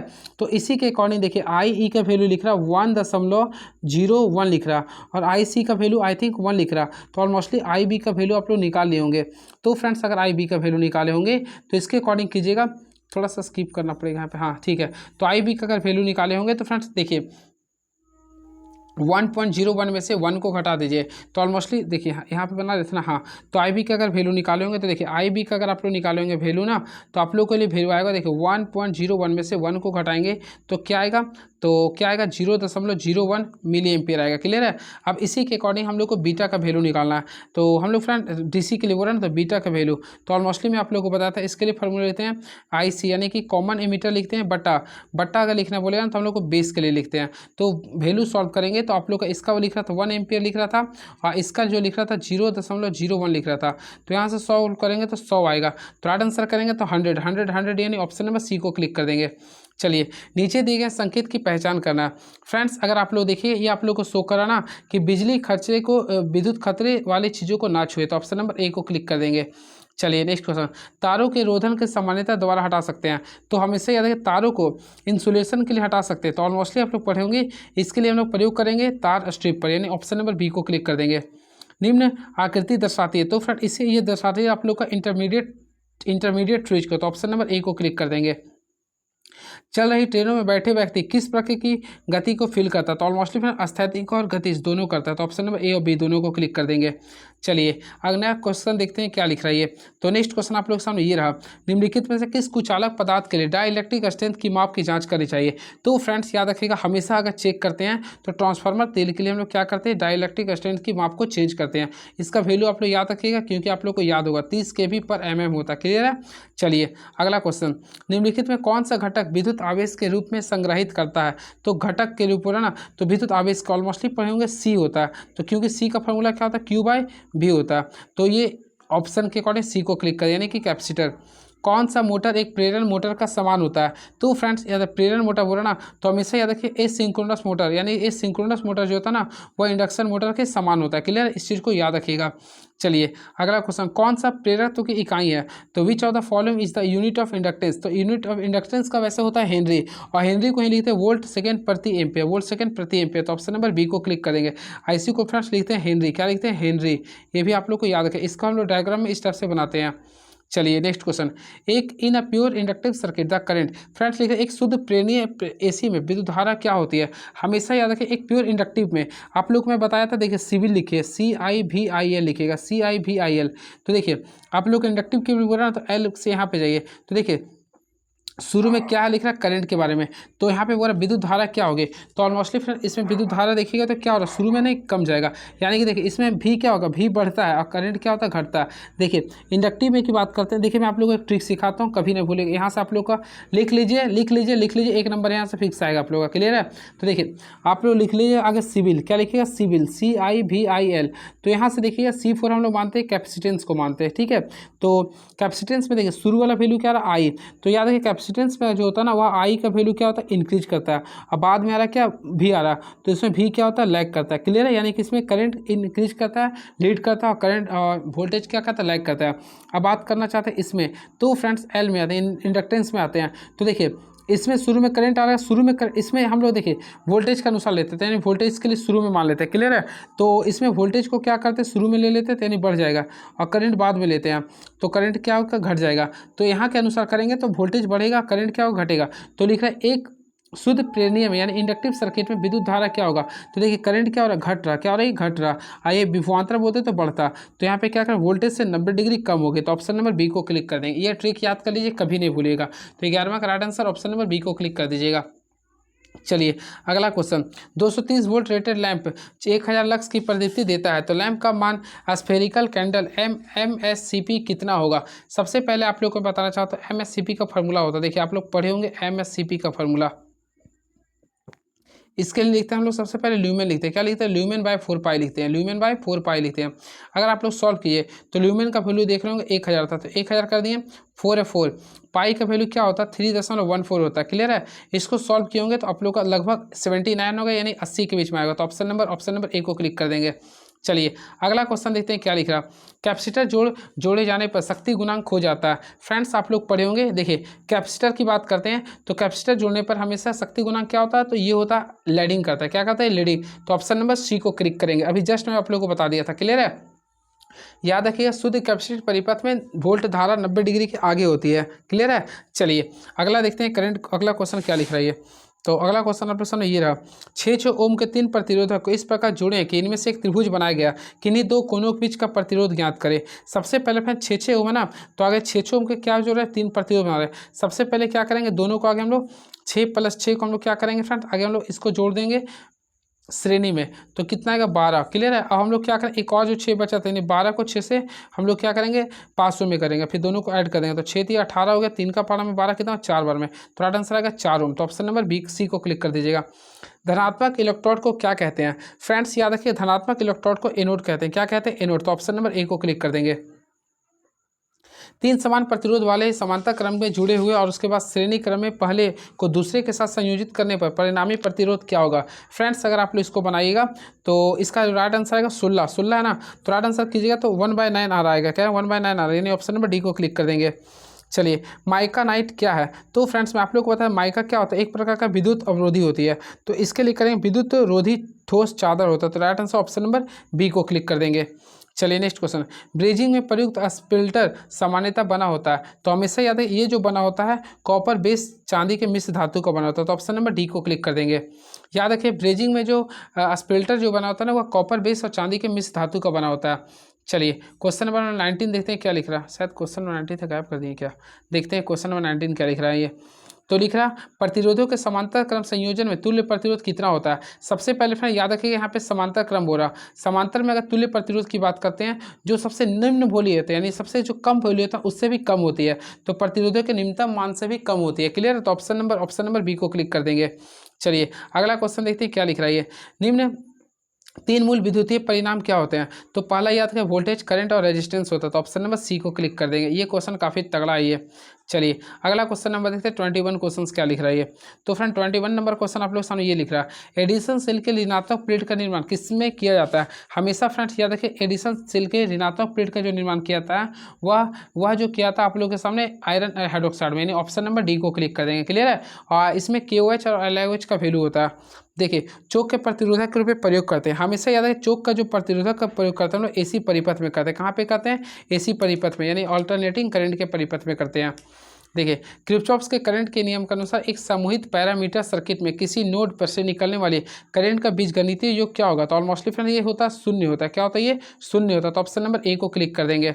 चलिए next question, 25 megawatt power station की अधिकतम मांग 20 मेगावाट है, तो वार्षिक लोड फैक्टर 50% और प्लांट कैपेसिटी फैक्टर क्या होगा। फ्रेंड्स अगर आप लोग निकालना होगा तो सबसे पहले अधिकतम मांग देखेंगे, तो अधिकतम मांग कितना था 20 था, तो हम लोग 20 लिख देंगे, और टोटल प्लांट की क्षमता कितना था 25 था, इसको हम लोग क्या करें लोड फैक्टर से गुना करेंगे, तो लोड फैक्टर्स कितना था 50% था ना, तो 50/100 कर देंगे। अगर आप लोग सॉल्व करते हैं तो 40% आएगा, कितना आएगा 40% आएगा, तो ऑप्शन है बिल्कुल ऑप्शन नंबर बी को क्लिक कर देंगे। फैन रेगुलेटर में कौन सा प्रतिरोधक उत्पादक प्रयोग करते हैं, हमेशा फ्रेंड्स याद रखिए फैन रेगुलेटर में कार्बन प्रतिरोधक का प्रयोग करते हैं, तो ऑप्शन नंबर ए को क्लिक कर देंगे। सॉरी फैन के लिए बात करें, मिस्टेक हो गया, सॉरी फ्रेंड, फैन रेगुलेटर हम लोग यूरेका का प्रयोग करते हैं, यूरेका का, क्लियर है। और ये जो बना होता है याद रखिए यूरेका जो बना होता है ना, आई थिंक यूरेका जो बना होता है याद रखिएगा ये कॉपर और निकेल का बना होता है, कॉपर प्लस निकेल का बना होता है। चलिए नेक्स्ट क्वेश्चन, सोलर सेल किसका बना होता है, तो हमेशा याद है सोलर सेल जो बना होता है वह सिलिकॉन का बना होता है। कौन सा चुंबक की ध्रुवता नियत रहती है, फ्रेंड्स आप लोग पढ़े होंगे तो हमेशा याद है अस्थायी चुंबक की ध्रुवता हमेशा क्या है कांस्टेंट होती है। चलिए एक DC मोटर के किस भाग को बार बार मरम्मत की आवश्यकता होती है, तो हमेशा याद रखिए एक DC मोटर के ब्रश और आर्मेचर को कम्यूटेटर को हमेशा बार बार मरम्मत की आवश्यकता होती है। अगला क्वेश्चन, तो 29 क्वेश्चन देखते हैं क्या लिख रहा है ये। कम वोल्टेज और उच्च करंट DC मशीनों को किस प्रकार ब्रश की उपयोग होती है, तो फ्रेंड्स याद रखिए कम वोल्टेज और उच्च करंट DC मशीनों के लिए किस प्रकार की ब्रश का आवश्यकता होती है, तो याद रखिए इसमें हम लोग तांबा वाला का प्रयोग करते हैं। एक DC जनरेटर किस सिद्धांत पे कार्य करता है, तो याद रखिए एक DC जनरेटर जो कार्य करता है वह विद्युत चुम्बकीय प्रेरण के फैराडे के सिद्धांत पे कार्य करता है, तो ऑप्शन नंबर डी को क्लिक कर देंगे। फ्लेमिंग के राइट हैंड रूल्स किसके बीच के रिलेशनशिप को शो करता है, सबसे पहले फ्रेंड याद रखें फ्लेमिंग के राइट हैंड रूल्स जो होता है वह बल, गति और फ्लक्स के बीच को शो करता है, तो ऑप्शन के अकॉर्डिंग देखिए तो ऑप्शन नंबर सी को क्लिक कर देंगे। नेक्स्ट क्वेश्चन, 6 पोल लैंप कुंडली जनित्र में 300 कंडक्टर है, प्रति कंडक्टर प्रेरित विद्युत भाग बल 5 वोल्ट है, तो जनित्र का जनित्र वोल्टता क्या होगी। सबसे पहले 32 नंबर को सॉल्व कीजिएगा। तो ऑलमोस्टली हम लोग को क्या निकालना, जनित्र का वोल्टता, तो हम लोग ईजी निकालेंगे, मोटर था तो ईजी कर देंगे, जनित्र का बोले जी लिख देंगे। फार्मूला हम लोग जानते हैं, सबसे पहले जेड लिखते हैं, तो जेड का वैल्यू 300 है। उसके बाद हम लोग लिखते हैं यहाँ पे ई का वैल्यू 5 लिख रहा है बाय पोल, पोल का संख्या 6 था, सॉल्व कर लीजिए ना, 6 25 यानी 50 यानी टोटल देखिए तो 250 वोल्ट आएगा। कितना आएगा, 250 वोल्ट आ रहा। तो ऑप्शन है, ऑप्शन नहीं है क्या है, ऑप्शन नंबर हम लोग बी को क्लिक कर देंगे। चलिए नेक्स्ट क्वेश्चन, नेक्स्ट क्वेश्चन ये रहा, मोटर की रेटिंग किस में की जाती है। हमेशा फ्रेंड्स याद है, मोटर की जो रेटिंग करते हैं वो एचपी में करते हैं। कहाँ पे करते हैं, एचपी में करते हैं। और भाई डीसी मोटर की बात करना चाहते हैं तो किलोवाट में करते हैं, क्लियर है। और केवीए का जो करते हैं वो ट्रांसफार्मर का करते हैं, अल्टरनेटर का करते हैं। एक अल्टरनेटर के पावर फैक्टर का निर्धारण किसके द्वारा करते हैं। हमेशा याद है, एक अल्टरनेटर के पावर फैक्टर का जो निर्धारण करते हैं वो लोड से करते हैं। किससे करते हैं, लोड से होता है ये। एक इंडक्शन मोटर किसके सिद्धांत पे कार्य करता है, तो एक इंडक्शन मोटर जो है ना ट्रांसफार्मर के सिद्धांत पे कार्य करता है। चलिए, अर्थात दोनों जो कार्य करता है विद्युत धारा के चुंबकीय सिद्धांत पे कार्य करता है। कम्यूटेटर खंडों के बीच विद्युत रोधन क्या होता है, तो हमेशा याद है कि इसके भी जो खंडन जो होता है वो आप लोग का कागज होता, कपड़ा होता है, क्या होता है ना 36 है ना। तो फ्रेंड ये आप लोग का माइका होगा, क्या होगा ये माइका, तो माइका हो जाएगा। ऑप्शन नंबर बी को क्लिक कर देंगे। सीलिंग फैन के लिए आमतौर पर प्रयुक्त सिंगल फेज मोटर का किस्म होती है, तो फ्रेंड इसमें याद रखें अस्थायी कैपेसिटर किस्म होती है, अस्थायी कैपेसिटर किस्म होती है। चलिए 38 नंबर देखते हैं क्वेश्चन क्या लिख रहा है ये। तो 38 नंबर क्या लिख रहा है भैया, तो लिख रहा लैप वाइंडिंग में ब्रशों की संख्या क्या होती है। हमेशा मेरा एक ट्रिक है, देखिए A लिखिएगा, तो देखिए A बराबर क्या रहा है P, तो यानी कि इसमें आर्मेचर की संख्या के बराबर होता है या फिर ध्रुवों की संख्या के बराबर होता है। तो ऑप्शन नंबर बी को क्लिक कर देंगे। विद्युत की विशिष्ट ऊष्मा के लिए निम्नलिखित में किसे जाना जाता है, तो विशिष्ट की बात करते हैं तो विद्युत की विशिष्ट ऊष्मा के रूप में लोग किसे जानते हैं, तो हमेशा याद रखिए ऑप्शन नंबर ए को करेंगे, यानी थॉमसन प्रभाव को जानते हैं। एक विद्युत इस्त्री के तापमान को किसका उपयोग करके कंट्रोल करते हैं। हमेशा फ्रेंड्स याद रखिए इसका लिए राइट आंसर है ऑप्शन नंबर ए, यानी कि द्विधातु पट्टी का प्रयोग करते हैं। मोटर लोडिंग के निर्भर कर कार्य करता है। फ्रेंड्स अगर आप लोग पढ़े होंगे तो इसका होगा शक्ति ज्ञान, यानी कि पावर फैक्टर का होता है। CFL का फुल फॉर्म क्या होता है, कॉम्पैक्ट फ्लोरोसेंट लैंप होता है, कॉम्पैक्ट फ्लोरोसेंट लैंप, यानी ऑप्शन नंबर बी को क्लिक कर देंगे। यदि जलती हुई ट्यूबलाइट का स्टार्टर निकाल दिया जाए तो ट्यूबलाइट क्या होगा। हमेशा फ्रेंड्स याद रखिएगा स्टार्टर की बात करें ना तो इसके लिए हम लोग क्या कि जलती रहेगी। देखिए आप लोग का ट्यूबलाइट का स्टार्टर निकाल देंगे तो ट्यूबलाइट जलता रहे, इससे क्या इफेक्ट्स पड़े, कुछ नहीं रहेगा। तो 43 का सी कर दीजिए ना। चलिए, एक एयर कंडीशनर की क्षमता किस में व्यक्त करते हैं, अभी जस्ट मैं बताया था टन में करते हैं। किस में करते हैं, टन में करते हैं। तो एक एयर कंडीशनर की क्षमता टन में करते हैं। चलिए, अब विद्युत ऊर्जा को किलोवाट घंटा मापते हैं। अगला क्वेश्चन काफ़ी इंटरेस्टिंग है। 15 ओम प्रतिरोध के माध्यम से ऊष्मा का अवयव निर्धारण करें जब प्रतिरोध के द्वारा 0.5 एम्पियर विद्युत धारा 8 सेकेंड में प्रवाहित होती है। हम लोग जानते हैं फॉर्मूला एच बराबर क्या होता है, I²RT। देखिए एच का फॉर्मूला लिखिएगा I²RT होता है, I²RT होता है। चलिए आज कलर को चेंज करते हैं, सबसे पहले व्हाइट को नहीं, यहाँ पे ग्रीन ही ठीक लगता है। चलिए रेड का यूज करते हैं। देखिए आई का वैल्यू लिख रहा है 0.5, तो इसको डबल टाइम्स लिख देंगे। आर का वैल्यू लिख रहा है 15, तो 15 लिख देंगे। टी का वैल्यू 8 है। अगर आप लोग इसको टोटल सॉल्व करेंगे तो 30 जूल आएगा। क्या आएगा, 30 जूल। तो ऑप्शन के अकॉर्डिंग 30 बी को मार देंगे। चलिए अगला क्वेश्चन देखते हैं क्या है ये। देखिए, एक फेज मोटर में उपयोग किए जाने वाला प्रवर्तक संधारित्र निम्नलिखित में कौन सा होता है। फ्रेंड्स याद रखिएगा, एक फेज में हम लोग जो प्रवर्तक का प्रयोग करते हैं उससे बोलते हैं इलेक्ट्रोलाइटिक्स कैपेसिटर, यानी ऑप्शन नंबर ए को क्लिक कर देंगे। चलिए, बूस्टर मुख्य रूप से क्या होते हैं। फ्रेंड्स ऑलमोस्टली पढ़ेंगे बूस्टर मुख्य रूप से क्या होता है, ट्रांसफार्मर होता है। ट्रांसफार्मर को हम बूस्टर भी कहते हैं। तो ऑप्शन नंबर 47 का सी कर देंगे। क्लियर है। इसका प्रयोग कहाँ करते हैं, वोल्टेज को बढ़ाने में करते हैं। देखिए, एक ट्रांसफार्मर में विद्युत शक्ति को एक सर्किट से दूसरे शक्ति में किसे परिवर्तित किए बिना स्थानांतरित कर सकते हैं। देखिए यहाँ पे परिवर्तित हो रहा, तो किसे, तो ऑलमोस्टली आप लोग पढ़े होंगे। तो इसमें हम लोग फ्रीक्वेंसी को एट कांस्टेंट फ्रीक्वेंसी करते हैं। तो ऑप्शन नंबर सी को क्लिक कर देंगे, याद रखिएगा। ठीक है, काफ़ी अच्छा क्वेश्चन था ये। और चलिए अगला क्वेश्चन, एक डीसी मोटर में सॉफ्ट टॉर्क का कार्य क्या होता है। हमेशा सॉफ्ट टॉर्क का कार्य क्या होता है डीसी मोटर में, तो इसके आर्मेचर टॉर्क से कम होता है। एक डीसी मशीन का एक्साइटिंग कॉइल्स किस प्रकार वाइंडिंग किए जाते हैं। तो फ्रेंड्स इसके बारे में आप लोगों को मैं बताया था। देखिए, एक डीसी मशीन के लिए जो होता है आप लोग का सू यानी कि ध्रुवों के आसपास होती है। कॉर्क स्क्रू के नियम को क्या प्रदर्शित करती है, तो कॉर्क स्क्रू का जो नियम प्रदर्शित करती है वह मैग्नेटिक लाइन ऑफ फोर्स, यानी ऑप्शन नंबर सी को क्लिक कर देंगे। नीचे दिए गए परिपथ में बल्ब ए की प्रतिरोध क्या होगा। सबसे पहले इसको मैं भी स्किप कर रहा हूँ। वॉशिंग मशीन और मिक्सर में सामान्यतः किस प्रकार के मोटर का प्रयोग करते हैं, तो फ्रेंड यूनिवर्सल मोटर का प्रयोग करते हैं। ऑप्शन है ठीक है, देखते हैं होगा ही। तो यूनिवर्सल मोटर लिख ऑप्शन नंबर सी को क्लिक कर देंगे। क्लियर है। और याद रखिएगा इसे एसी, इस मोटर को एसी और सीरीज मोटर भी कहते हैं, या एसी और डीसी दोनों पे कार्य करते हैं। क्लियर है। चलिए नेक्स्ट क्वेश्चन, उच्च वोल्टेज केबल्स में इंसुलेशन के लिए आमतौर पर प्रयोग की जाने वाली सामग्री क्या होती है? हमेशा याद है उच्च वोल्टेज उच्च केबल्स में जो हम लोग प्रयोग करते हैं, इसके लिए हम लोग कागज का प्रयोग करते हैं। निम्नलिखित में कौन सा गैर परंपरागत ऊर्जा संसाधनों का एक उदाहरण है? तो ऑप्शन के अकॉर्डिंग चले तो पवन को क्लिक कर देंगे। वर्कशॉप में प्रकाश व्यवस्था के लिए निम्नलिखित में कौन सा वायरिंग उपस्थित होती है? तो 56 के अकॉर्डिंग चलेंगे तो option number A concealed conduit wiring का, यानी ऑप्शन नंबर ए को क्लिक करेंगे। यदि 3 फेज 100 हर्ट्ज वाली इंडक्शन मोटर में 4% का स्लिप है तो प्रेरित से ईएमएफ की आवृत्ति क्या होगी? सबसे पहले फ्रेंड मैं आप लोगों को बताया था एफआर का वैल्यू निकालते हैं ना, तो स्लिप गुना फ्रीक्वेंसी करेंगे, स्लिप गुना फ्रीक्वेंसी।